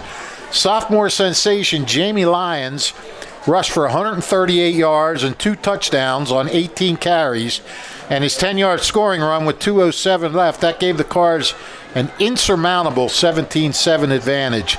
Lyons has rushed for 632 yards this season, and Justin Pettit-Hom kicked the first half field goal that proved to be the difference. And just real quick, Jordan, before we get on to the other scores, what are your impression of those Cardinals seeing them this year? Well, they're certainly much improved from last year. I mean, James Lyons, he's a beast on the ground, now up over 600 yards in his first 3 games.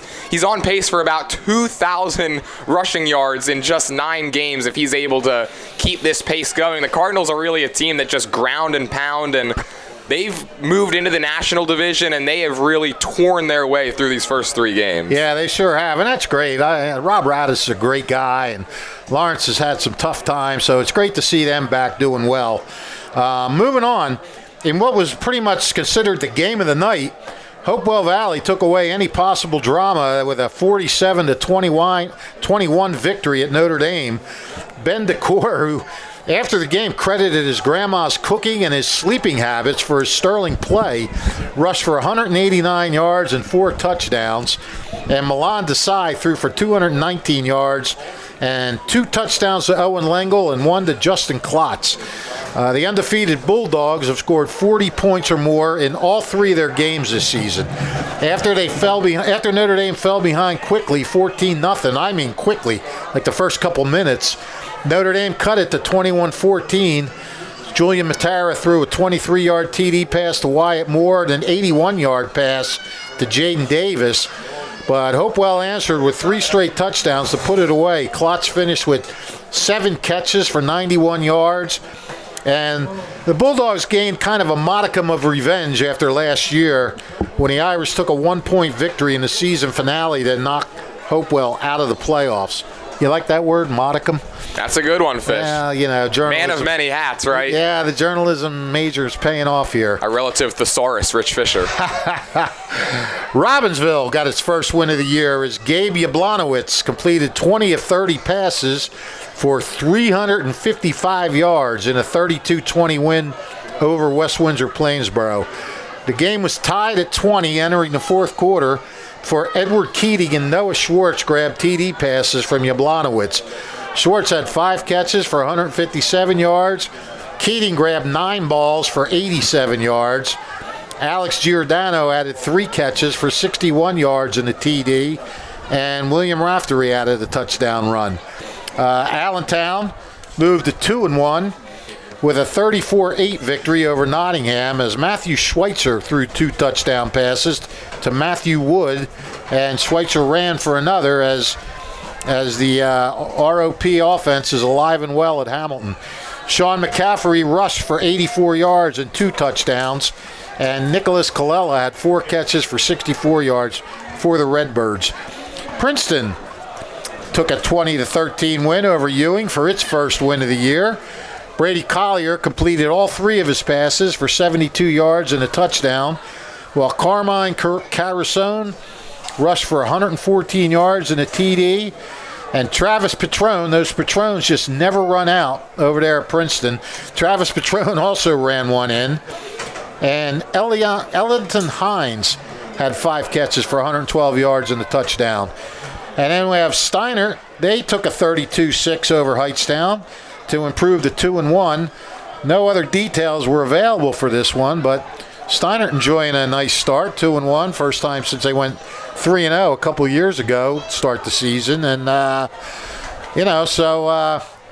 looks like a couple teams that were struggling last year are off to some good starts this year. Let's also take a look at the West Jersey Football League standings as they are prior to this game.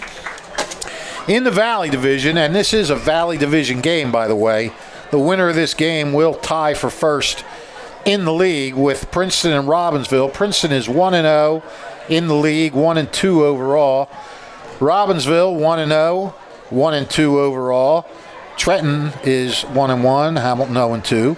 Ewing 0-1 and 0-3, and West Windsor Plainsboro 0-1, 0-3. In the Capital, Steiner is in first place with a 1-0 record, 2-1 overall. They are tied with Hopewell Valley, which is 1-0 and 3-0. And Allentown, which is 1-0 and 2-1. Notre Dame 0-1 and 1-2 overall.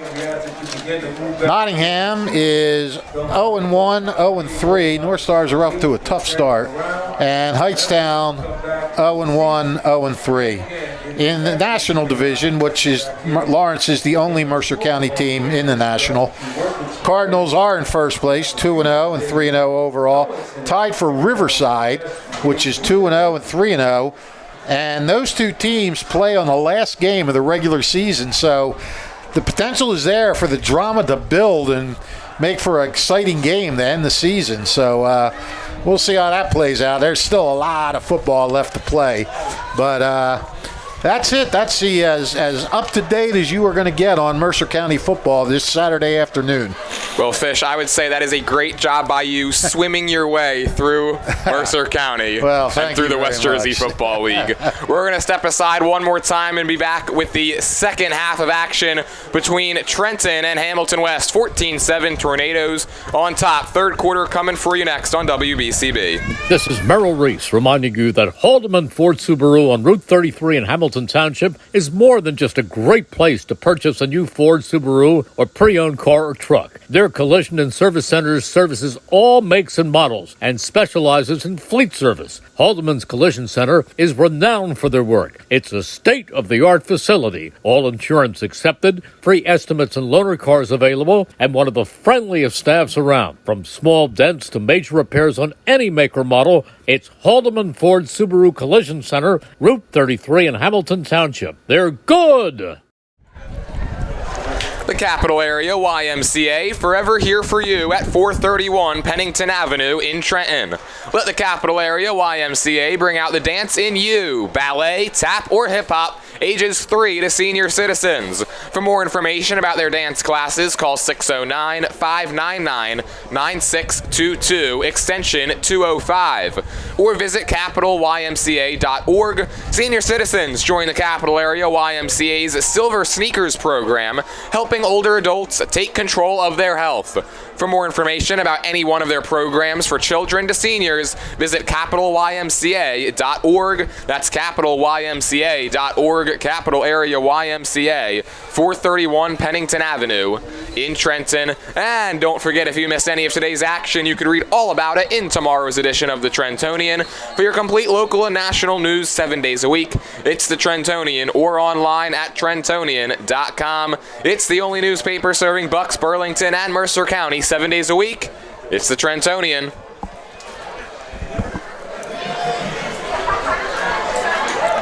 Hamilton West won the coin toss. They deferred. They will be up first here in the third quarter. Matt Brescio leading the charge. He came into this game, Fish, just 2 for 18 for the season. That's an 11% completion rate.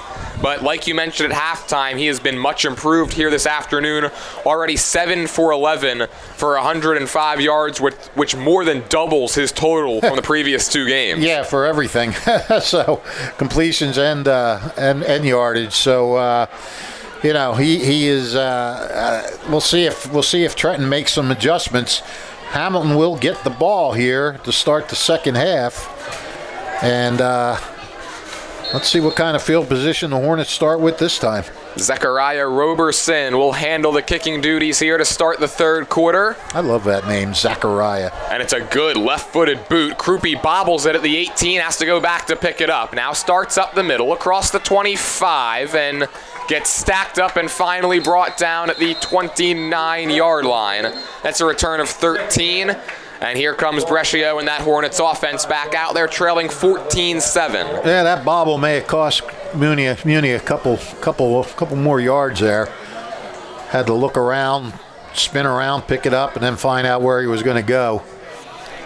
And so, Fish, we knew coming into this game that Hamilton West was going to want to establish the running game. They weren't able to do it consistently, but the passing attack was there in the first half. What do you think we're going to see here as we start the third quarter? Do they go back to the air or try to get that run game going? No, they're Hamilton. They're going to try to get the run game going. That's what Hamilton does. They've been a running team forever. I mean, every so often they get a good throwing quarterback coming in there, but Hamilton likes to run, and I don't really think they establish much of a running game at all. 10 for 29, that's It's a give inside to Boswell. He gets stacked up right at the line of scrimmage. They'll say he got an extra yard to the 30. Second down and 9. Boswell now 9 carries for 17 yards. Running up the middle for either team really has not paid dividends at all so far. Nope.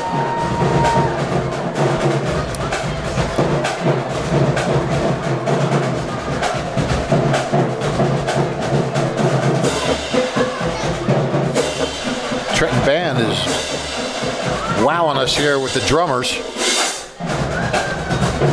They've been rocking all game, trying to get my juices going. Yeah, and trying to root their team to a 2-1 record. Trenton enters this game at 500. Hamilton West 0 for 2, still looking for that elusive first win.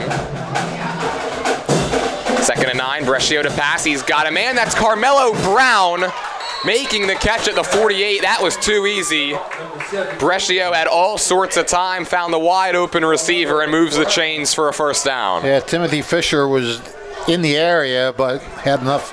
He made the tackle, but Hamilton did get the catch and some big yardage there. 18-yard gain.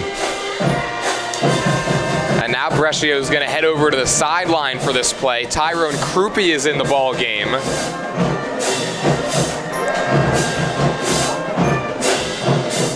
We'll see what this is. Krupe, his first play as the quarterback in this contest. 5-man front for Trenton.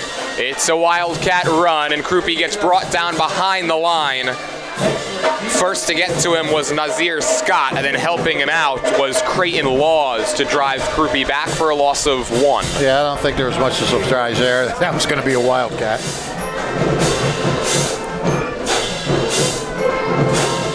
And now Brescia is going to jog back in after getting the play call from head coach Mike Papero, the 12th head coach here at Hamilton West since the program began in 1930. The meatball master is Mike Papero. How do you get that nickname? He makes excellent meatball parmesan sandwiches. Actually, his mother makes them better, but he says he makes them good too. Boswell on the toss. He's going to get the first down out across the 40. That run deserving of a meatball parm sandwich. That one deserving from his mom, not just from Coach Papero. We want to give him the better one. Carries it out to the 39-yard line. But we know it's going to be served for lunch at the Papero household following the conclusion of this game. I don't know. I don't know if you have to win to get meatballs or how that works. Well, Boswell had 17 yards on his previous 9 carries, and he picked up 14 on that one. And that's really what Hamilton needs to get done here. 1st and 10, they go to Boswell again. This time he keeps the legs churning, falls forward to the 36. That's a pickup of 3. He did. He just kept the legs, he just sort of kept kind of feeling his way behind the bodies in front of him. Winded up with a decent gain. Let's say he carried it out to the 35. So pickup of 4, and all of a sudden Krupe in his last 2 rushes has doubled his yard total. Wait, Krupe, I should say Boswell. Boswell, yeah. Marching band. Actually, I made a mistake on that last one. He gained 10 on that last one. But he gained 4 on this one. 2nd down and 6, ball on the 35-yard line. And that's going to be a false start. That one wasn't all that close, as one of the Hamilton receivers was about 7 yards down the field before Brescia was able to get the football.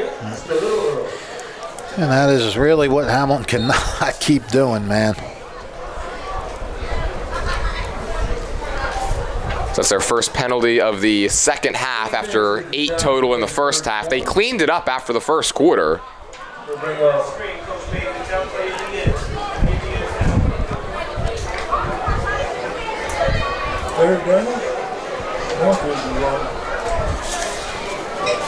So it's 2nd down and 11.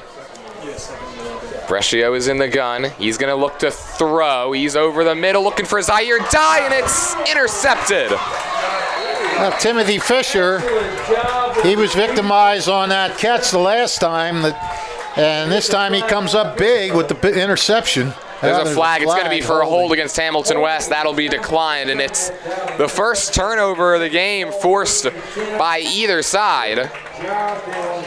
Timothy Fisher just ripped it out of the hands of Zaire Dye. It wasn't a terrible throw, but Fisher was right there to make the play. And while we have a minute, I'd like to let you know that Mayor Reed Gusiora of the City of Trenton would like to welcome all students back to school and wish them the best of luck this school term and wish the Tornadoes the best of luck on the gridiron. Mayor Reed Gusiora is a proud supporter of Trenton's youth, and that includes Timothy Fisher, who picks up that interception, and now it's the Trenton offense back out there leading at 14-7. And they're going to start this drive with a false start. You love seeing a kid pick himself up, after getting beat for a completion earlier in the series, sticking with it, not getting down on himself, and coming up and making a big play. That's good mental toughness. And I'm not just saying that because his last name is Fisher. I didn't even think about that until now. Now I think, is there some collusion going on? No collusion, no collusion. And no relation either. No relation, no collusion. Just a good mental tough kid. First and 15, Worthen keeps on the RPO and loses the football, and he was able to fall right back on top of it at the 31-yard line. Wow. Nearly gave it right back to the Hornets. Yeah. After a clean first half, we're starting to see some slip-ups here in the second. It's the second fumble of the game for Trenton, and the second one they've been able to fall back on top of. So after all is said and done, it goes for a gain of 10 yards, second down and 5.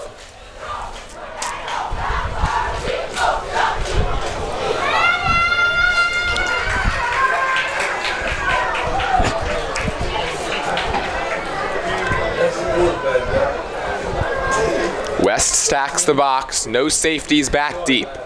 I look for a pass here. Nope. It's a quarterback draw. There goes Worthen bouncing it to the outside, makes one man miss, and then stiff arms another out across the 45. That's a first down.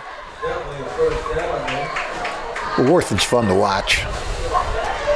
Yeah, once he gets outside the tackle box and into open space, and he's able to shift around and use those juke moves to be able to fake out defenders. He's electrifying in the open field. What do we got going on here? Was there a flag? Oh, boy. Well, that's going to wipe that electrifying play off the board and back Trenton up to the 30. So that must have been a hold somewhere along the way. Be the second time we've had a holding, from the spot of the foul, and Trenton only loses 1 yard going back to the previous play, but right. It takes a first down off the board. And instead brings up 2nd and 6. Back, Worthen generally from the gun, 2nd and 6. 6:30 is the time. Worthen rolling right, eyes downfield, lets it go, and it's nearly picked off by Muni. Right in his chest. It almost looked like he wasn't expecting it. The ball was zipped in there, and Muni just unable to come up with it. That could have been a pick 6 had he got his hands on it. Yeah, he probably wasn't expecting it. I wonder if that came out of Worthen's hands funny, because he literally put it right into the chest of Chase Muni. We got a number 16 warming up on the sidelines here. I do not see a number 16 on the roster for Trenton. Do you? I believe it's number 18, which is Brandon Howard, who's their typical starting quarterback. You're right. I need these young eyes to keep me straight. Well, Howard went down in the win against Hightstown last week. He was out warming up before the game. And now we've got a timeout being used. Howard, just a sophomore.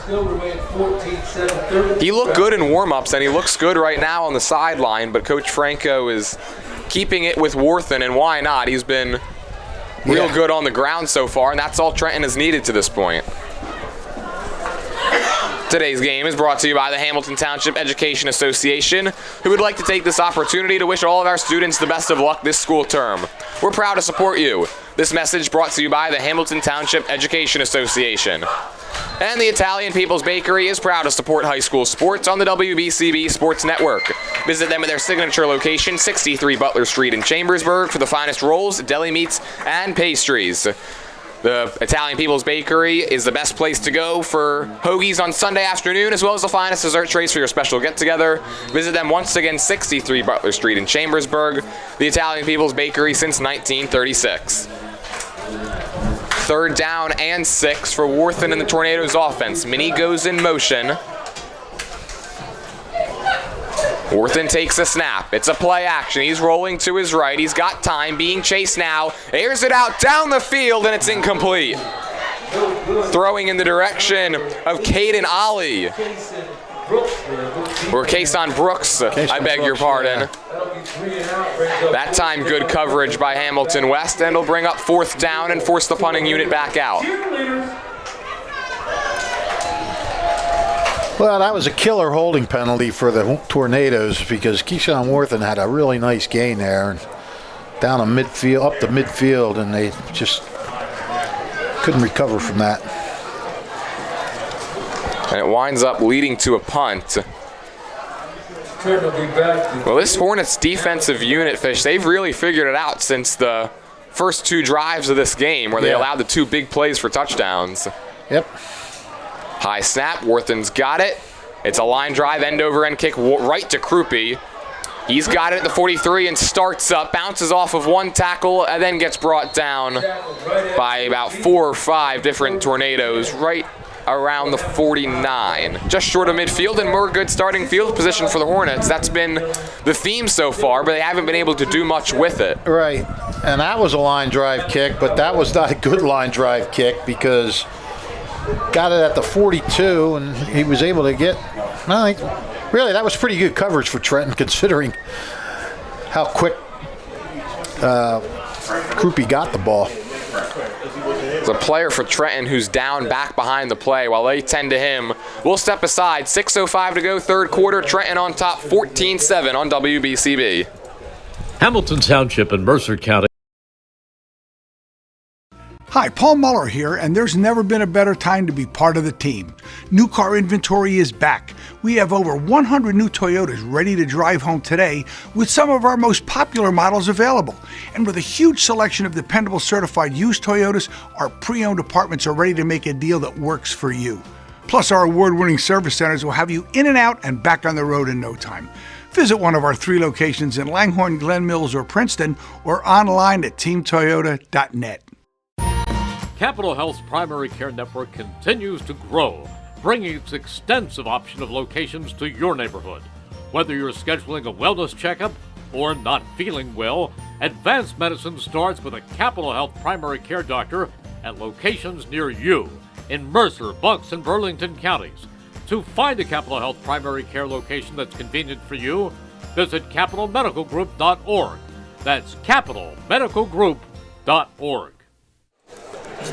Nazir Scott was the player down for Trenton, but he was able to get up and jog off the field. Good to see. He was having one of his legs stretched out, and Fishy mentioned it. Warm day like today, cramping is certainly at a high level of concern for the athletic trainers trying to work that out. Yeah, for sure. And as the game goes on, these guys are getting hotter and hotter inside those helmets. So here's the Hamilton West offense back to work. They scored on their opening drive, and so far nothing since. They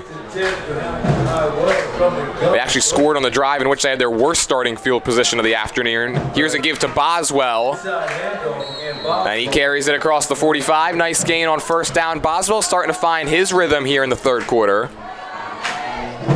That one goes for a gain of 7, brings up 2nd and 3 from the 44. Yeah, I mean, if they can get that established, then that passing game just becomes that much more effective.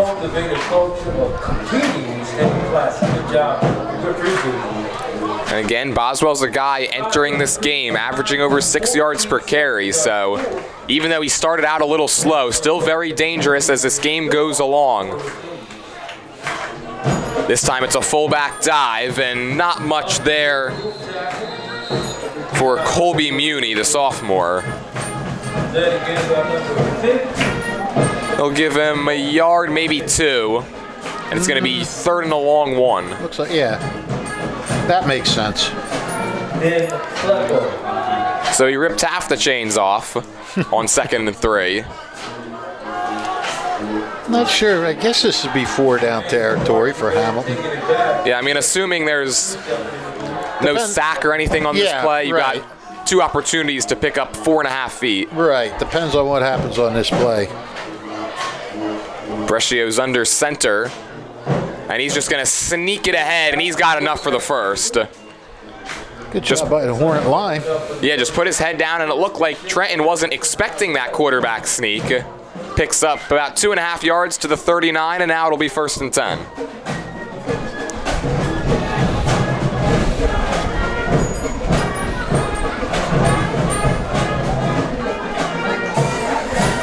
You know, the more success they can have running the ball, the more confidence this offensive line will get to and what it can do and what it's trying to do. The amazing, the invincible Trent Central High School marching band First and 10. Hamilton West has been in opponent's territory a lot today, but they've had many of their drives stalled on fourth. Here, first and 10, and getting wrapped up in the backfield is Brian Boswell.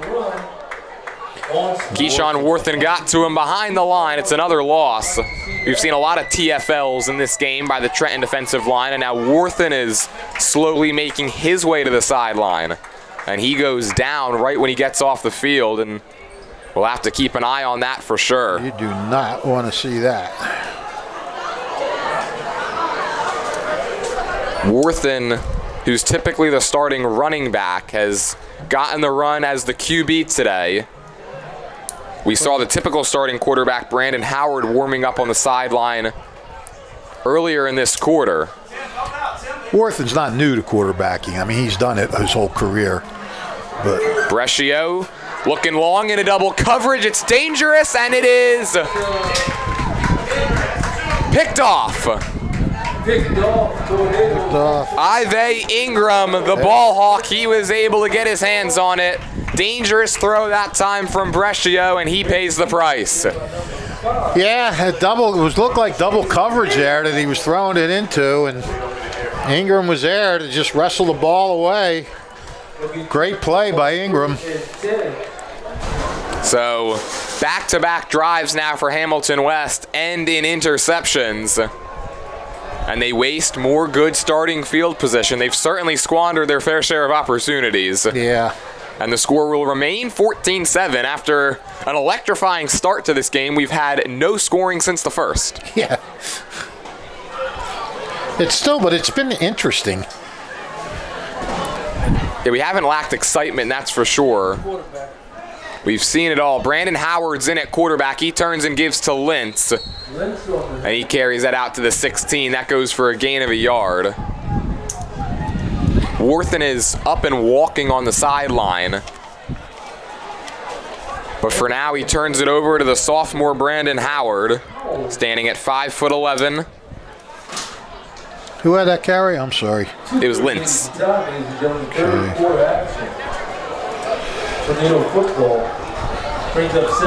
So after a pretty good first half, we got Brescio's picked twice now in the second half by Trenton.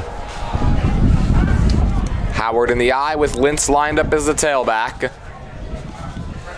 Play action. Howard deep over the middle looking for Brooks. It's too high. Brooks looked like he wanted a flag that time, but instead it's just good coverage on the part of Julian Patillo. Yeah, it looked like a little bit of maybe some little incidental, his hands sort of brushed against him a little bit, but nothing good. That's a good non-call. A nice deep ball that time thrown by Howard as well. Watching him in warm-ups, he's got a nice tight spiral. And it's good to see him healthy enough to be in this game after exiting early against Tightstown last week. Absolutely, but now you want to get Keyshawn Worthen back in the game. He's the heartbeat of this team. I don't see him. Where is he? He was up and walking on the sideline a moment ago. It's 3rd down and 9. Oh, he's back. Oh, yeah, here's Worthen. He's back in his quarterback, and he gets taken down. Back and sacked. Back and sacked indeed. Luke Brutch got to him. And it's another 3 and out. This Hamilton West defensive line is really starting to take over. It sure is. This is almost like an awakening for this Hamilton defense, which has been torched the first couple weeks. Yeah, they gave up 34 points in each of the first 2 games. And going up against a Trenton offense that's much improved from last year, they've done a great job so far. Really shouldn't even say so far. They've done a great job for the first 3 quarters of this game, minus those first 2 drives.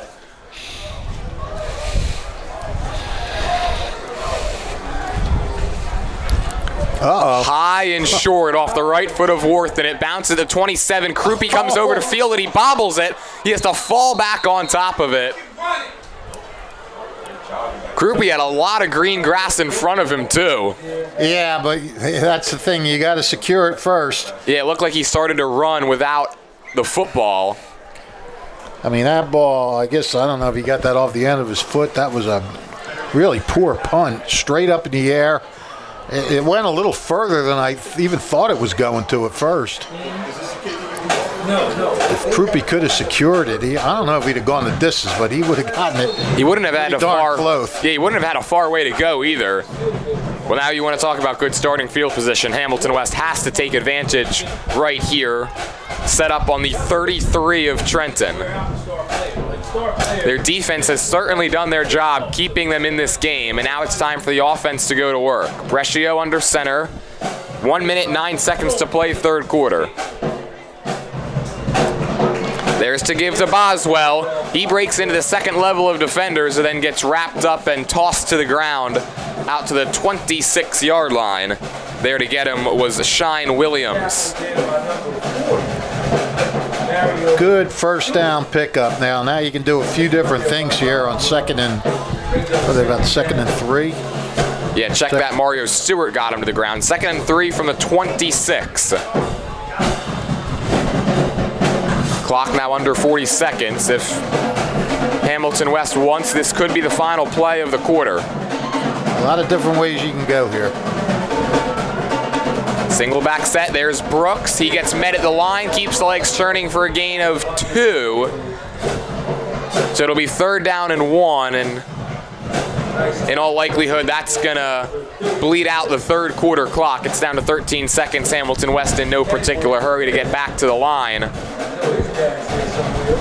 And so through 36 minutes here from Bill Harvin Memorial Stadium, it's the home team, Trenton, holding on to a 14-7 lead.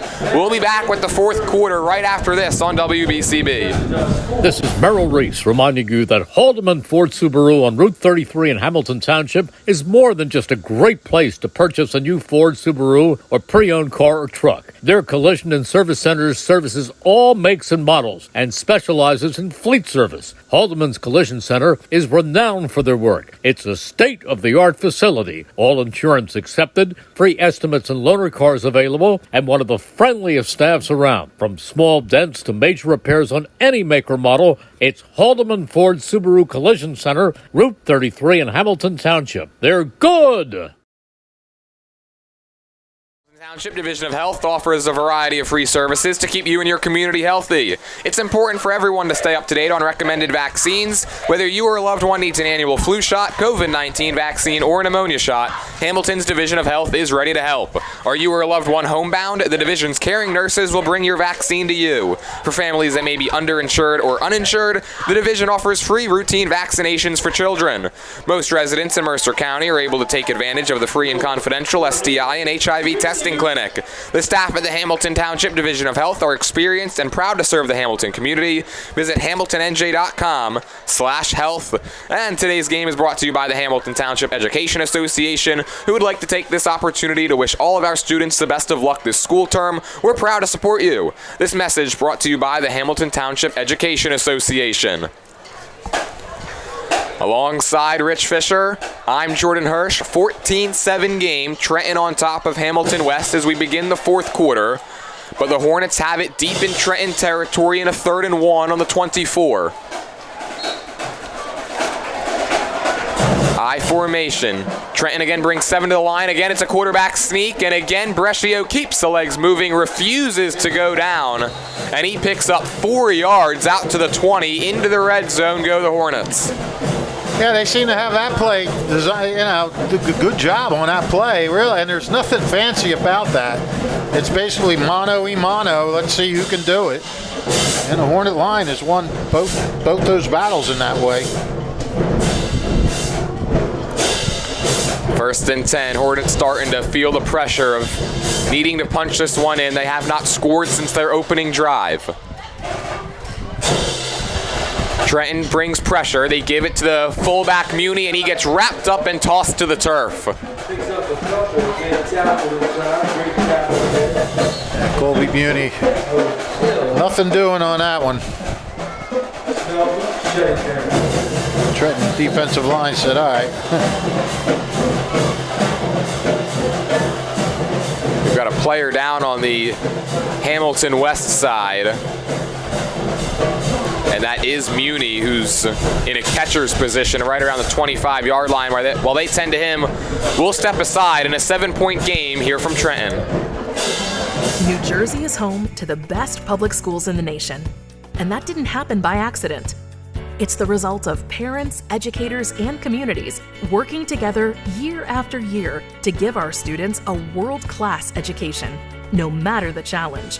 Because parents and educators know that with a shared commitment to our public schools, our children can learn, grow, and thrive. And together, we can keep New Jersey's public schools the best in the nation.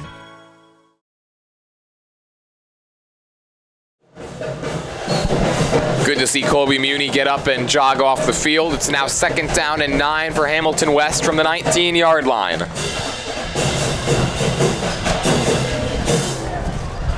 Eight in the box for Trenton.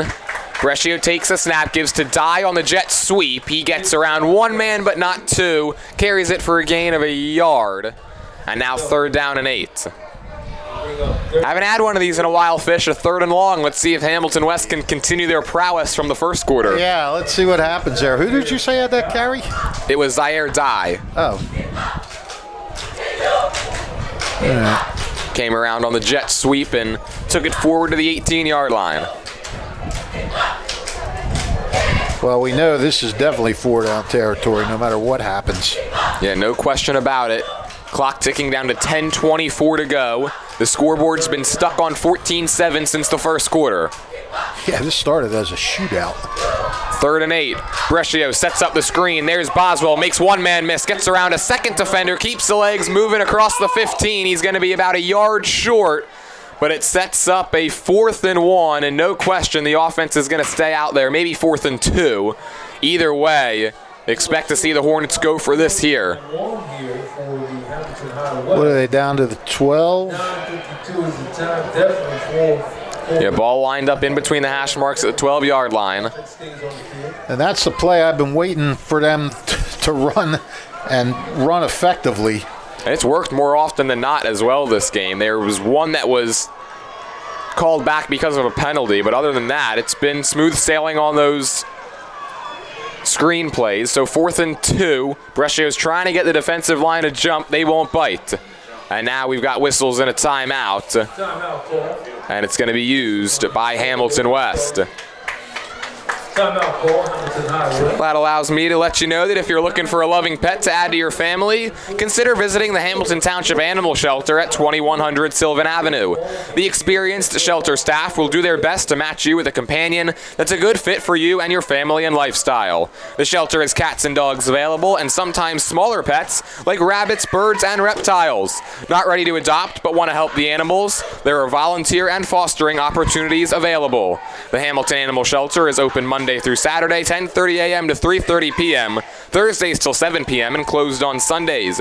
View their adoptable pets at hamiltonnj.com/animal shelter, and also learn about volunteer and foster programs. That's hamiltonnj.com/animal shelter. The shelter is at 2100 Sylvan Avenue, off South Olden Avenue. Well, 4th and 2, Fish. They've been in this position before, and the last time try to give it to Boswell, Trenton had stacked the box and drove him backwards. And we'll see if Coach Reparo makes any adjustments. I mean, they've had good fortune with that. Yeah, I mean, you can't, I don't think you can. Same formation. There's Boswell running to the outside, and he's going to have enough for the first down inside the 10 to the 8. I was going to say, I don't think you can let Brescio have the keeper again on this one, the way they were lined up, but that worked out well. Boswell just a little off-tackle move there. Got him around the edge, and enough for, what, 3 yards maybe? 2? He carried it out, looks like, to the 9, so yeah, 3 yards on that play. Another injured Tornado down on the field. And while they work on him, we'll step aside again in a 7-point game with 9:19 to go from Trenton. Hi, Merrill Reese for Capital Health, reminding you that the former St. Francis Medical Center is now Capital Health East, and they still offer a 24/7 emergency department as well as outpatient medical clinic services. To enter the emergency department and outpatient clinic, please use the Burt Avenue entrance. Capital Health, proud to be a partner for better health in our state's capital, Trenton, New Jersey. Nazir Scott was the player down, and he was able to get up and jog right back into the huddle. And as the wind starts to whip, I'd like to let you know about Bob Hope's Auto Repair on 903 Arena Drive in Hamilton. Trust, integrity, and reliability since 1986. This family-owned and operated auto repair shop has been serving the greater Hamilton, Trenton area with fair, honest, and competitive pricing for top-notch auto repair services, air conditioning service, alternators inspection, and emission system repairs. First and goal from the 9. It's the first goal-to-go situation for either team. Brescio takes a snap. There's Boswell. And not much there. Man, it really takes the 3 or 4 guys to get Boswell to the ground. Yeah, he made a little something out of absolutely nothing there. He seemed to appear to just disappear into a body of tacklers, but got ahead for, well, 1 yard. But 8:40 at the time, ladies and gentlemen, brings up second down. Oh, wait. What was he at? About the 6 or the 7? I think he's marked the 7. They gave him 2. So they gave him 2. Okay. Our in-booth mathematician, Rich Fisher, always got to make sure it's perfect. And keep our stations right beside it. Everybody does a little bit. Not 1, not 3, but 2. And it's second down and 7. Second down and goal from the 7. Again, Trenton stacks the box. Brescio and the Hornets looking to even the score. He drops back, rolling, eyes on the end zone, throwing that way. It is caught for the touchdown. Zaire Dye, his second of the game, and it's 14-13. Wow. I originally thought he had overthrown Luke Brutch. I didn't even see him back there, Dye, and perfect play. 2 receivers right in the same area, and Dye was able to haul it in. And now it appears that Brescio, who was down after the play, he's up and slowly making his way back to the sideline after delivering a 7-yard touchdown strike to Zaire Dye. And now Hamilton West is a Grady Schaefer extra point away from locking the score at 14 with 7:57 to go. Well, and Hamilton finally cashed in on some good starting field position. I mean, they've started at the Trenton 44, the 50, their own 47, their own 49, and then the Trenton 33. So you had to cash in pretty soon. Schaefer's extra point for the tie is good. And we are even at 14. 14 apiece, 7:57 at the time. Hamilton High. Well, we got a thriller, buddy. The last 2 seasons when these 2 teams have matched up, they've played 1-possession games, with Hamilton West getting a 14-6 win back in 2022. Trenton returned the favor last year, winning 27-21. And it looks like we're on a collision course for another good finish here between these 2 sides.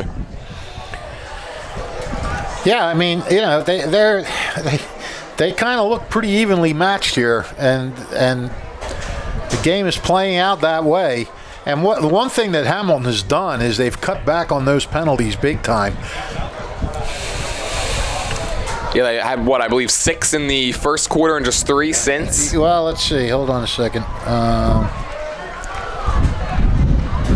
They got music in that school, boy? They had... Well, at halftime, yeah. I know he did. I didn't see him. At halftime, they had 8 for 42.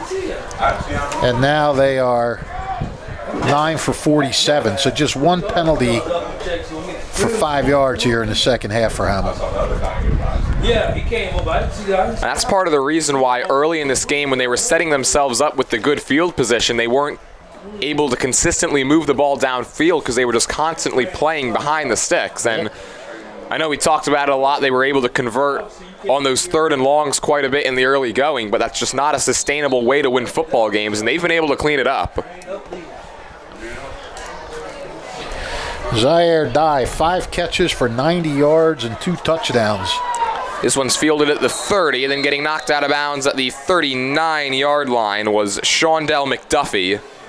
Nice run back there. Picks up. So Trenton gets the football back.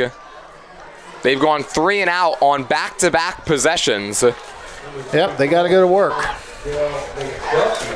It'll bring up 1st and 10 for This Trenton team is really front run the entire way. They scored the touchdown, added the 2-point conversion on just the 3rd play from scrimmage in this game. And they've had their opportunities to pull away, but real credit to the Hornets defense that, I mean, you can't dance around it, just did not look good the first 2 drives of this game. They've really cleaned it up. Oh, yeah. I mean, you figure coming in here, 2 games and 2 drives, and, you say the first 2 drives, really the first 2 games and 2 drives, it looked like it was just going to be a continuation of the offenses doing whatever they wanted, and something has happened here, and they have just gotten 1,000 times better. Worthen off play action, hits his check down. That's Zavon Minnie. Makes 2 guys miss and then gets bottled up behind the line. It's a loss of 2.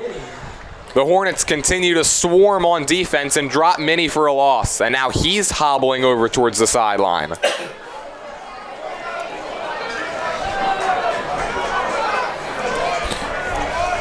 Yeah, we're seeing a lot of guys in this second half feeling it.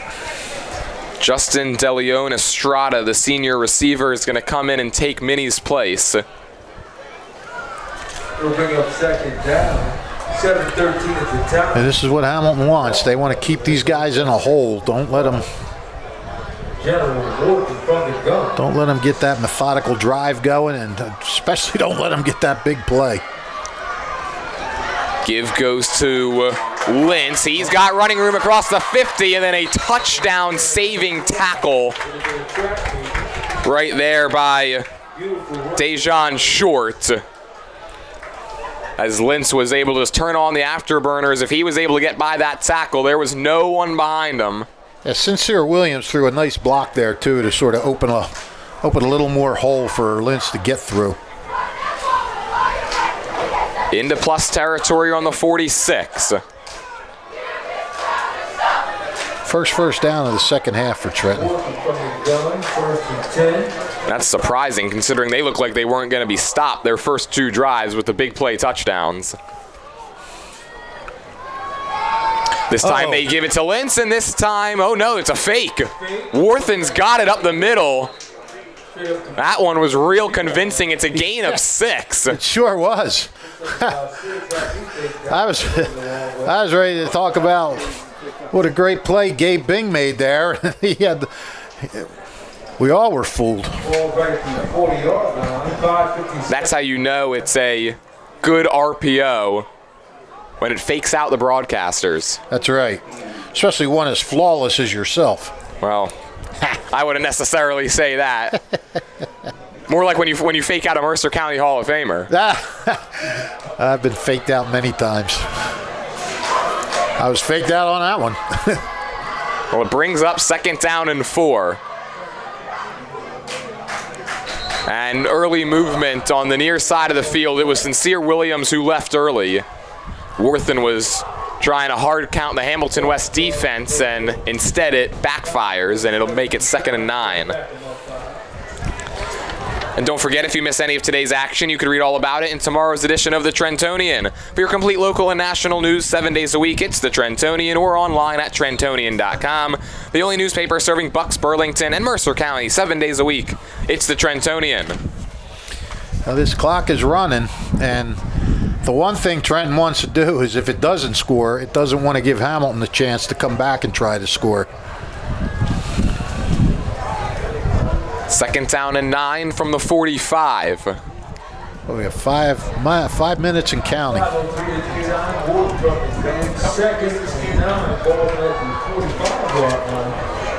Worthen takes the snap.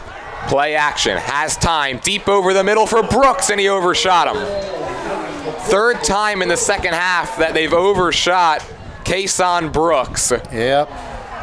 It'll bring up 3rd down and 9.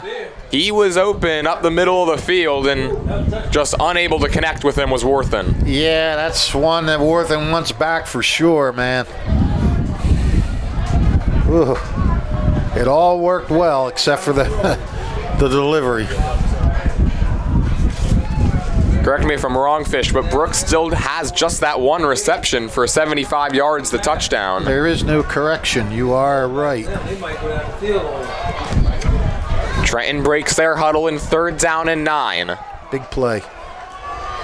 Big play for both sides. The Hamilton West defense has been fantastic in these 3rd and long situations. Worthen's going to run, and he's got nowhere to go. He bounces off the tackle and then falls to the ground. Wow. What a play by Daniel Figueroa. Yep. He was ready for that one, and he's going to force the punting unit onto the field and give his offense a chance to take the lead. Daniel Figueroa just came from nowhere. It was all over Worthen in a matter of seconds. And for a second, it looked like Worthen was going to back out of it, and then he fell down. That's the play Trenton has gone to when they've needed big yardage, trying to get Worthen to run it to the outside, and Figueroa knew exactly what was happening and was there to blow it up well in the backfield. 14-yard loss. Ooh. The deep man is Tyrone Krupe inside the 30, backpedaling to the 25. Clock's at 3:52 and ticking. Yeah, I mean,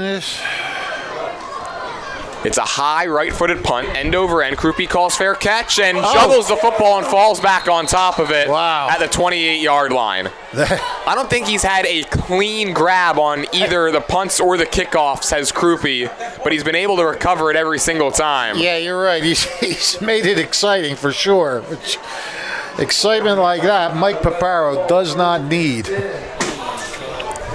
So here we go, 3:41 left, and the Hamilton West offense just needing a field goal. They're going to start on their own 28-yard line.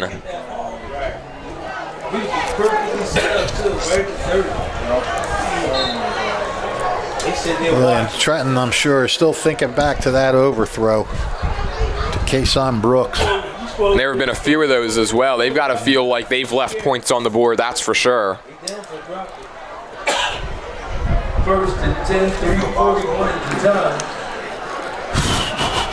Tornadoes show pressure. Here they come. There's Boswell. Runs away from the blitz. Starts up field. And is unable to really turn the corner. Gets dragged down after a gain of a yard. 3:30 at the time. Once again, all tied up in 14 apiece. 4th and final quarter. Timeout. Official stopping play. There's an injured Tornado down on the far sideline. So with 3:22 to go in a tie game from Trenton, we'll step aside here on WBCB. Hi, Merrill Reese for Capital Health, reminding you that the former St. Francis Medical Center is now Capital Health East, and they still offer a 24/7 emergency department as well as outpatient medical clinic services. To enter the emergency department and outpatient clinic, please use the Burt Avenue entrance. Capital Health, proud to be a partner for better health in our state's capital, Trenton, New Jersey. This is Merrill Reese reminding you that Haldeman Ford Subaru on Route 33 in Hamilton Township is more than just a great place to purchase a new Ford Subaru or pre-owned car or truck. Their collision and service centers services all makes and models and specializes in fleet service. Haldeman's Collision Center is renowned for their work. It's a state-of-the-art facility, all insurance accepted, free estimates and loaner cars available, and one of the friendliest staffs around. From small dents to major repairs on any make or model, it's Haldeman Ford Subaru Collision Center, Route 33 in Hamilton Township. They're good!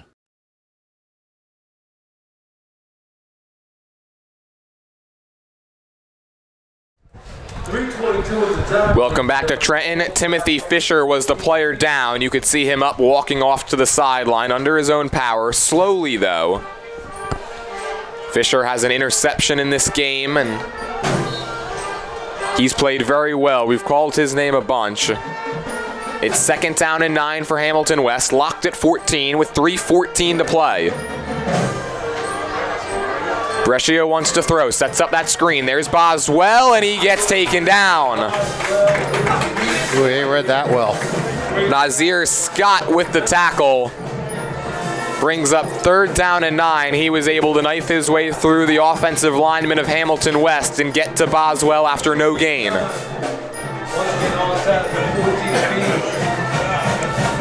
And quickly checking back into the game is Timothy Fisher, sprinting out onto the field.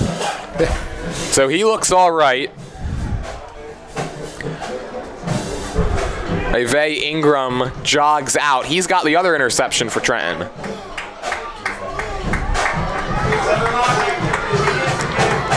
Third and 9, biggest play of this game right here. 2:22 left. Trenton would love to get a big stop here. Brescio airing it out. It is incomplete. Had a man open. That was Xavier Jenkins. Led him a little too far, and it's a 3 and out. And Grady Schaefer and the punting unit are forced to re-enter. So the Trenton defense does their job, and now they're going to get the football back with a chance to go down and win it. And that's exactly what Trenton wanted to do. They wanted to get a 4 and out, try to get this ball back in somewhat decent field position. Zavon Minnie setting up, not too deep, setting up at midfield.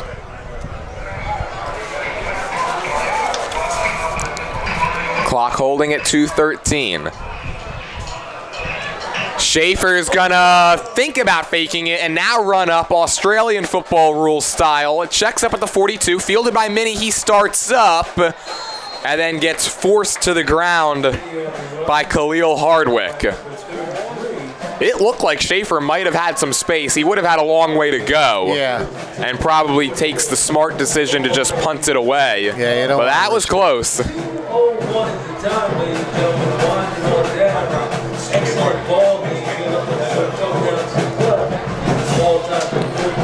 Yeah, Minnie, a little gutsy by Minnie taking that and taking off. It didn't look like it was going to be blocked, and Schaefer must have felt otherwise. And then, yeah, Minnie with Hardwick right in the area. Well, Trenton not in bad shape here with 2:01 left, but I don't know if Trenton has a kicker, so they may have to. Oh, no, wait, they do. We keep saying that. It's they do have a kicker, so let's see if they can get it into his range. Each team with 2 timeouts left. Here's the give to Minnie. Flag flies, and he's brought down after a pickup of 2. It was Colby Muni there to bring him down, so good to see that he's been reinserted into this game. The flag's in the area of offensive holding, and the Tornadoes' offense is backing up.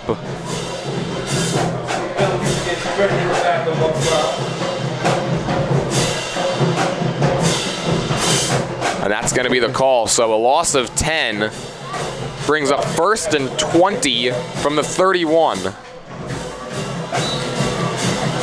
Well, that's the absolute last thing you want when you're trying to get a game-winning drive going. 6 penalties for 60 yards now for the Tornadoes. Worthen in the shotgun on 1st and 20. He's back to pass. Pressure off the edge. He's forced out of the pocket. Worthen just pitches it ahead, and it's caught by Lintz. And then a flag comes in late. He might have been over the line when he pitched that. I'm not sure. How'd that look to you? To me, I thought he was still behind the line. We'll check the marker.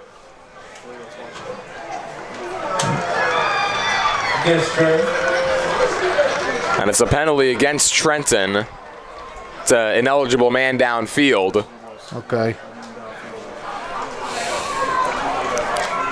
That's 5 more yards, so it's 1st and 25, and the clock is running at 1:25 to go. This is where maybe if you're Coach Papero, you think about using your timeouts.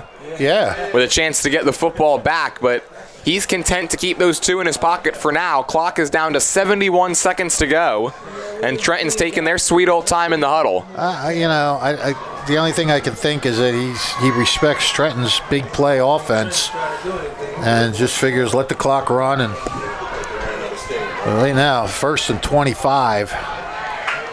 They were huddled about 15 yards behind the line of scrimmage. Yeah. And now with the play clock down to 1, Coach Franco will use a timeout, and it stops the clock with 52 seconds left. Yeah, I thought they were going to go back into their team meeting room there for the huddle. It seems like Hamilton West is content to just let this one go to overtime. I can't imagine Trenton's going to try to force it down the field in first and 25 with under a minute left. Nope.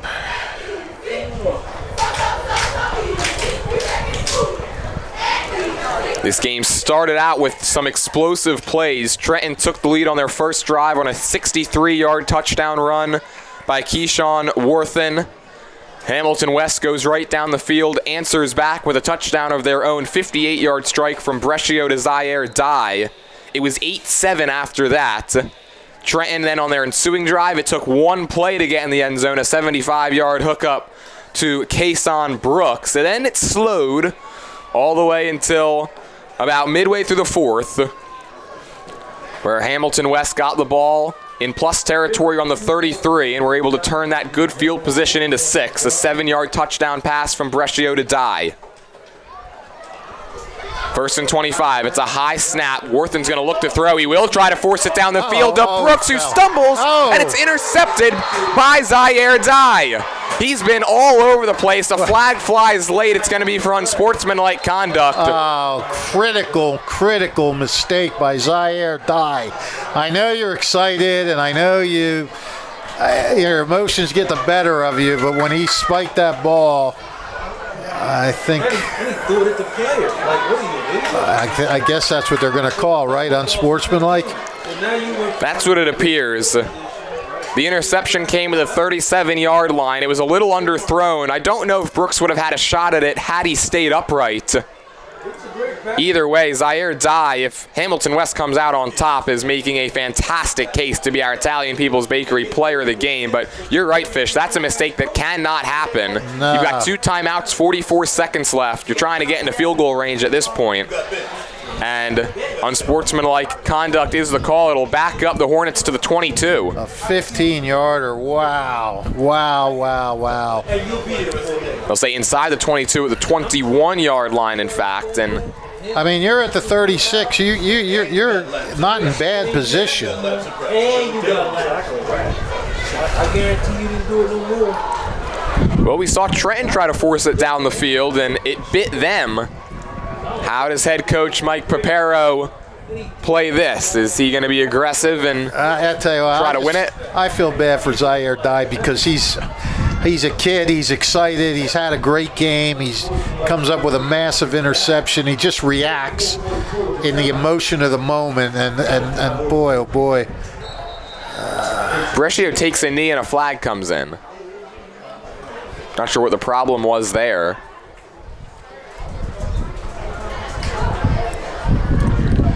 So Hamilton is not going to try to get down the field here.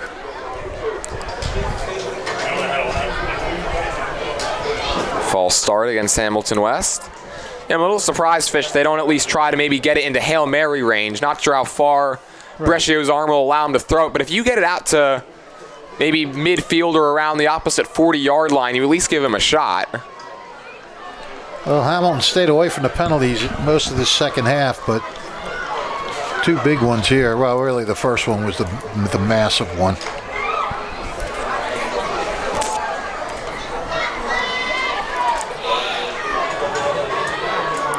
Brescio's going to be content, it appears, to just take the knee. He will. He's going to have to do it one more time before sending this thing to overtime. It's like Hamilton High West and all, so that thing go to full. Well,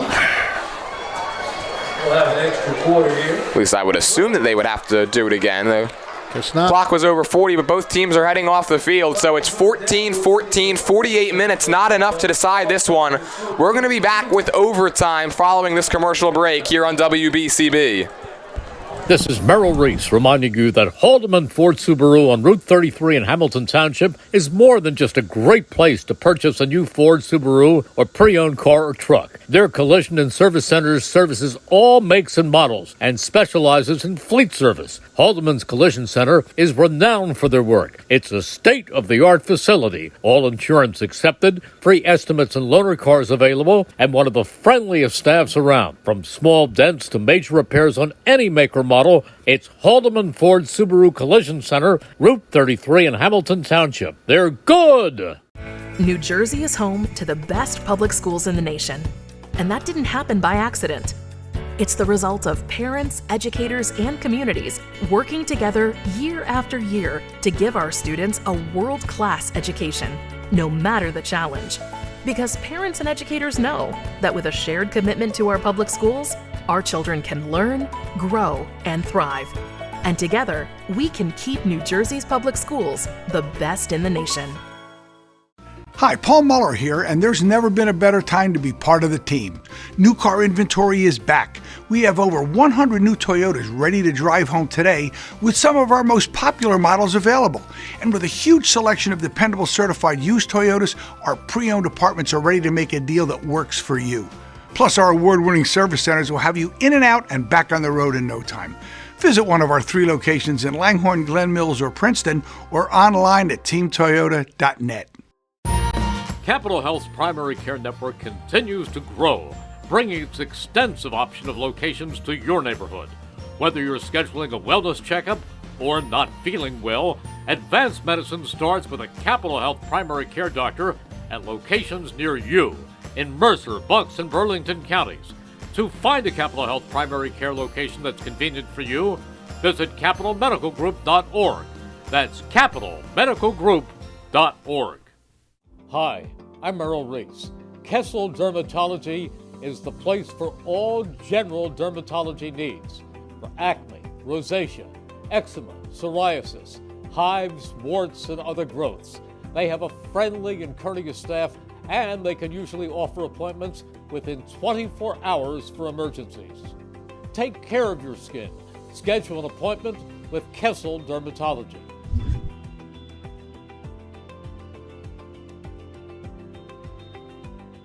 Hi, Merrill Reese reminding you to come back home to traditional Italian cuisine at the Revere Restaurant, 802 River Road in Ewing Township. You'll always feel welcome at the Revere. It's like stepping back in time where you'll feel like you're dining in South Philly or New York's Little Italy. Start your meal with complimentary Hoboken bread. Choose from a menu featuring fresh seafood dishes, succulent steaks and chops, or homemade pasta dishes. You can even eat at the bar. The Revere is open 7 days for lunch and dinner. Private room available for special affairs, plus catering. For reservations, call 609-882-6365. That's 609-882-6365. Come home to traditional Italian cuisine.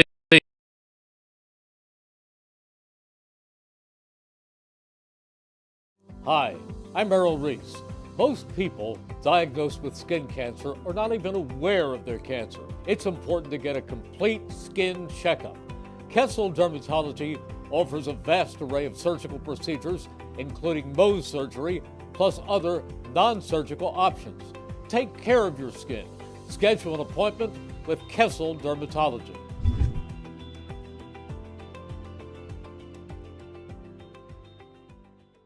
Hamilton Township in Mercer County is fortunate to have many fine businesses that serve our community. Saul Funeral Home is a 4th-generation family-owned business proud to support our local schools and community. Their compassionate and caring staff is there for you and your family. They'll bring the closure you deserve while also celebrating the life of your loved one. Visit their website at saulfuneralhomes.com. That's saulfuneralhomes.com. Saul Funeral Home at 3795 Nottingham Way, Hamilton Square.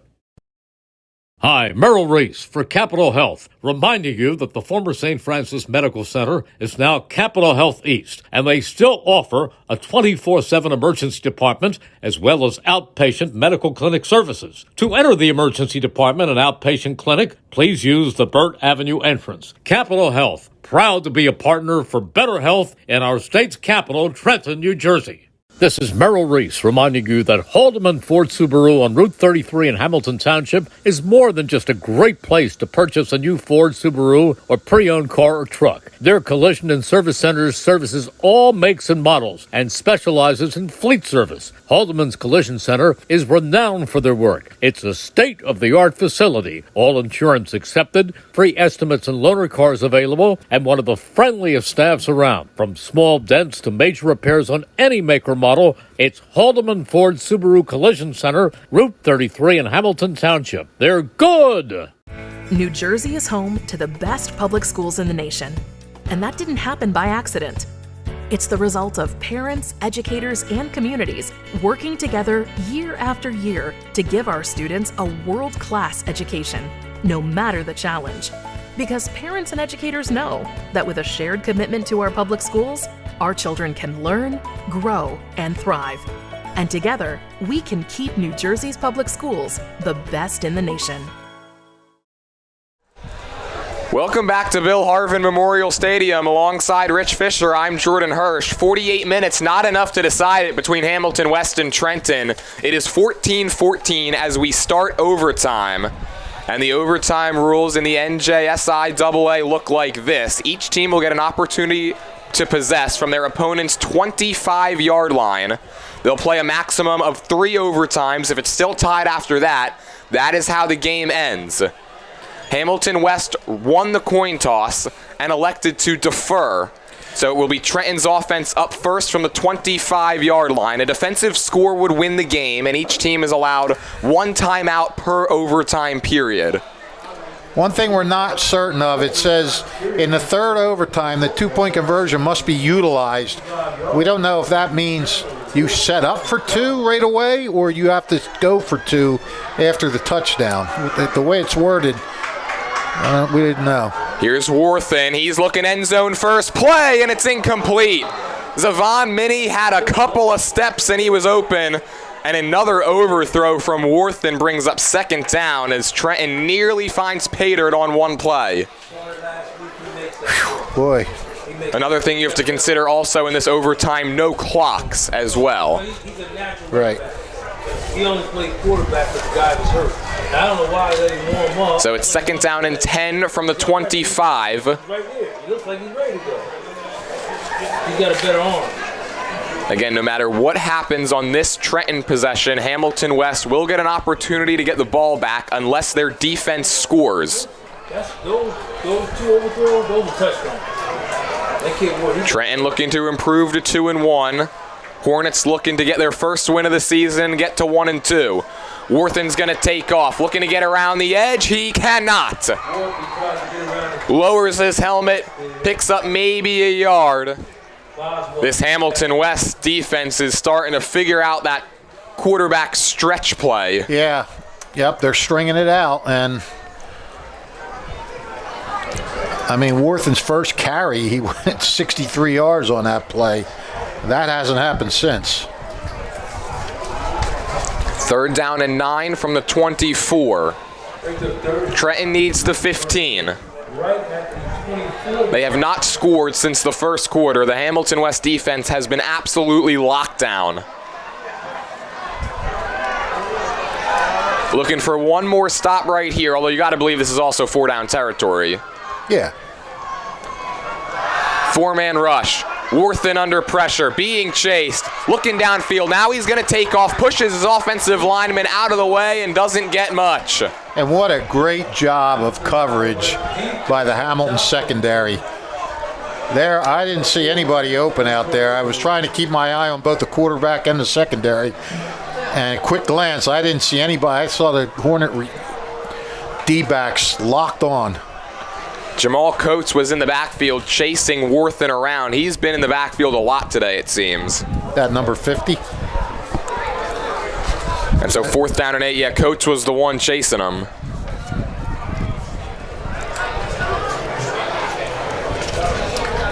Hamilton West looking to get off the field and give their offense a chance to win the game.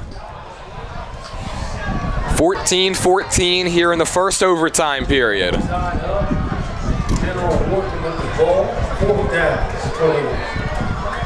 On 4th and 8, Worthen drops back, looks left, nothing there. Now he's being flushed. Worthen wants to throw, he does, and it's completed to Zavon Minnie, who bounces off 2 tackles and gets down to the 2-yard line. Great improvisation from Worthen to Minnie, and it's first down and goal from the 2. Yeah, that play looked like it was dead in the water, and it just looked like, Keyshawn was just trying to get as many yards as he could. And all of a sudden, he found Minnie, and then Minnie made a nice run. And I'm sure he was just dying to get into that end zone. And he was not Worthen's first option as well. He originally wanted to throw it left. Got flushed from the pocket, and Minnie came free at the last possible second.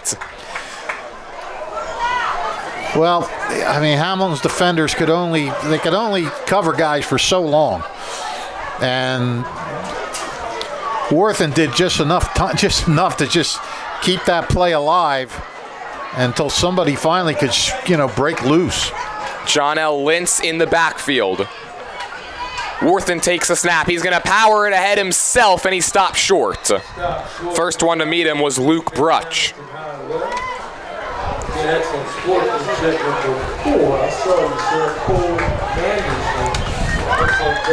No gain on the play. 2nd and goal from the 2. That was Trenton's first completion of the second half. That's pretty incredible considering early in the game it looked like they were going to put up 40. Yeah. 2nd and goal.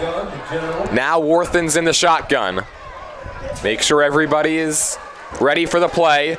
He takes it himself right up the gut and scores. Trenton takes the lead in overtime. It's 20-14. Keyshawn Worthen, a 2-yard touchdown run. He finds pay dirt for the 2nd time in this game. It's not over yet. They still have to either go for 2 or kick the extra point. Right. But Hamilton West will get the ball back, needing a touchdown. And they're going to leave the offense out there and go for 2. The Tornadoes 1 for 2 on 2-point conversions in this game. In fact, they converted one from 13 yards out and then were stopped from 3 yards out.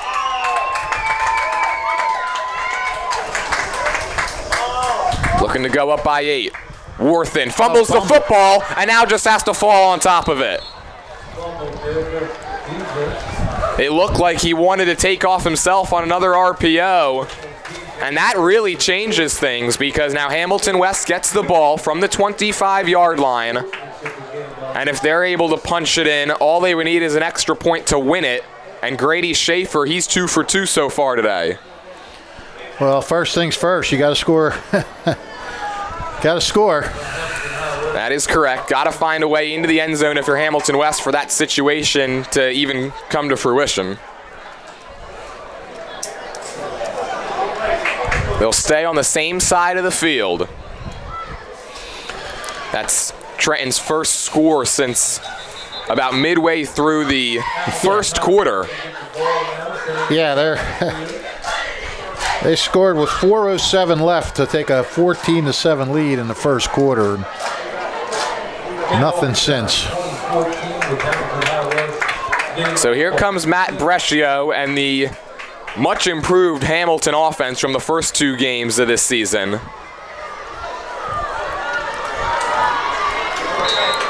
First and 10 at the 25. Hamilton West needs 6 to tie, 7 to win. Boswell gets motioned out of the backfield. Brescio's throwing over the middle. It's low and incomplete in the direction of Luke Brutch, the tight end. And again, he was open. Yeah, at the inside position. And a flag for an eligible man downfield is going to knock Hamilton West back 5 yards. It's going to be first down and 15. And Hamilton's starting to self-destruct again with the penalties in his fourth quarter and the overtime. They're now up to 12 for the game. So after they'd cleaned up the penalties for really the second and third quarter, these ones here late are starting to come at really bad spots as well. I mean, obviously any penalty in the fourth quarter or overtime you don't want, but some of these knocking your team back when you desperately need a score. And Trenton taking the 5 yards rather than the loss of down.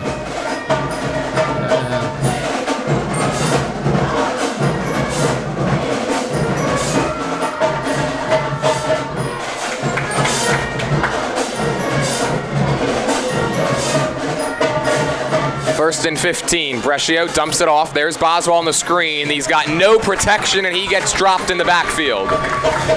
Well, they have really, that play has really gone for nothing most of this day. Boswell's got one good reception for 17 yards. The other ones were for 0 yards, 6 yards, 2 yards, and now minus 1 yard. So Hamilton West going backwards here, trailing it 20-14. It's second down and 16. A stop would give Trenton the win and put them over 500.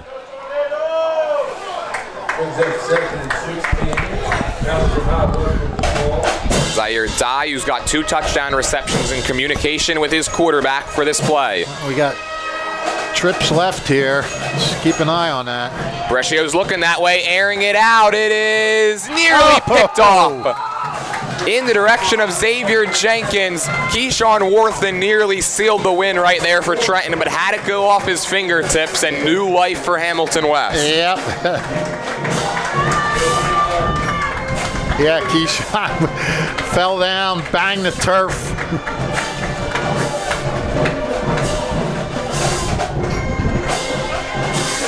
Well, this has been entertaining, however it ends.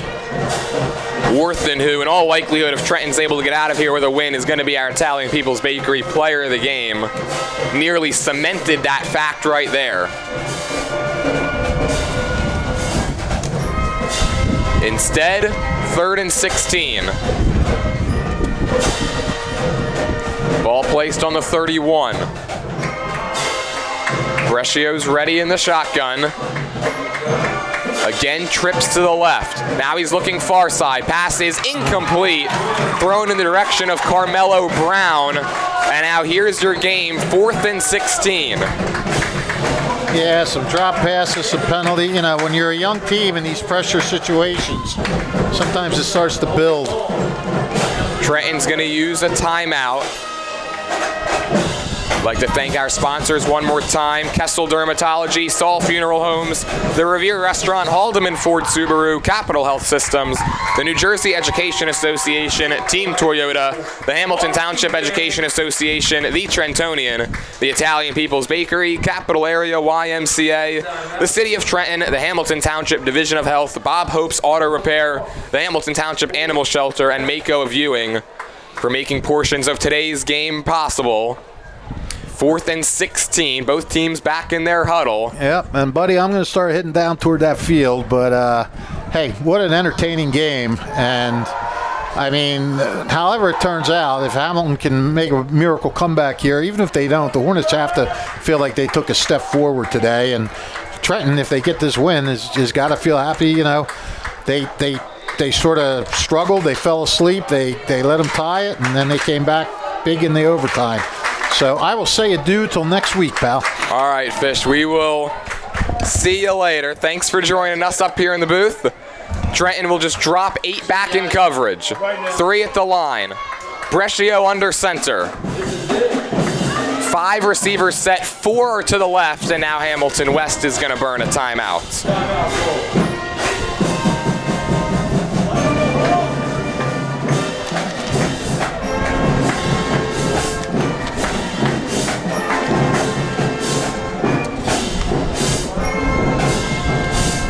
Fourth and 16, everybody just making sure they're on the same page. Hamilton West needs the 15-yard line to keep this game going. Keyshawn Worthen with a 2-yard touchdown run on Trenton's drive in this first overtime period has the score at 20-14. Worthen then fumbled the snap on the ensuing 2-point try. That touchdown set up by a 4th and 8 completion from Worthen to Zavon Minnie that went for 21 yards after the run after carry, or run after catch.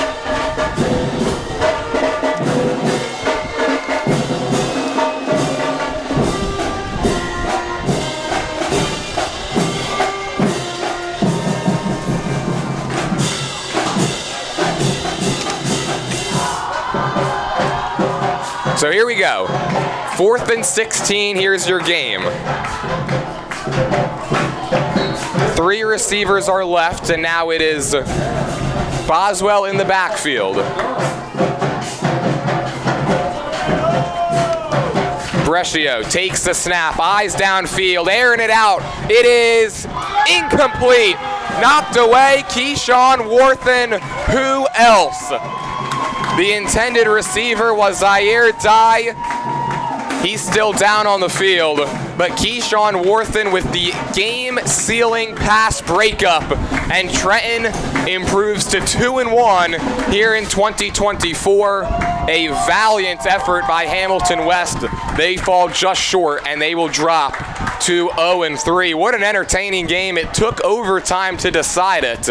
Trenton gets the win. 20-14 is your final. A reminder, our Italian People's Bakery Player of the Game interview. It's going to be with Keyshawn Worth, and you can find that on the WBCB Sports YouTube channel following the conclusion of this broadcast. And one final time now for the entire crew. Rich Fisher on color commentary. Rich Sale, our cameraman, and today's stream was produced by Aaron Bennett. My name is Jordan Hirsch. 20-14, Trenton gets the win over Hamilton West. Thank you for watching, and have a great rest of your weekend, everybody.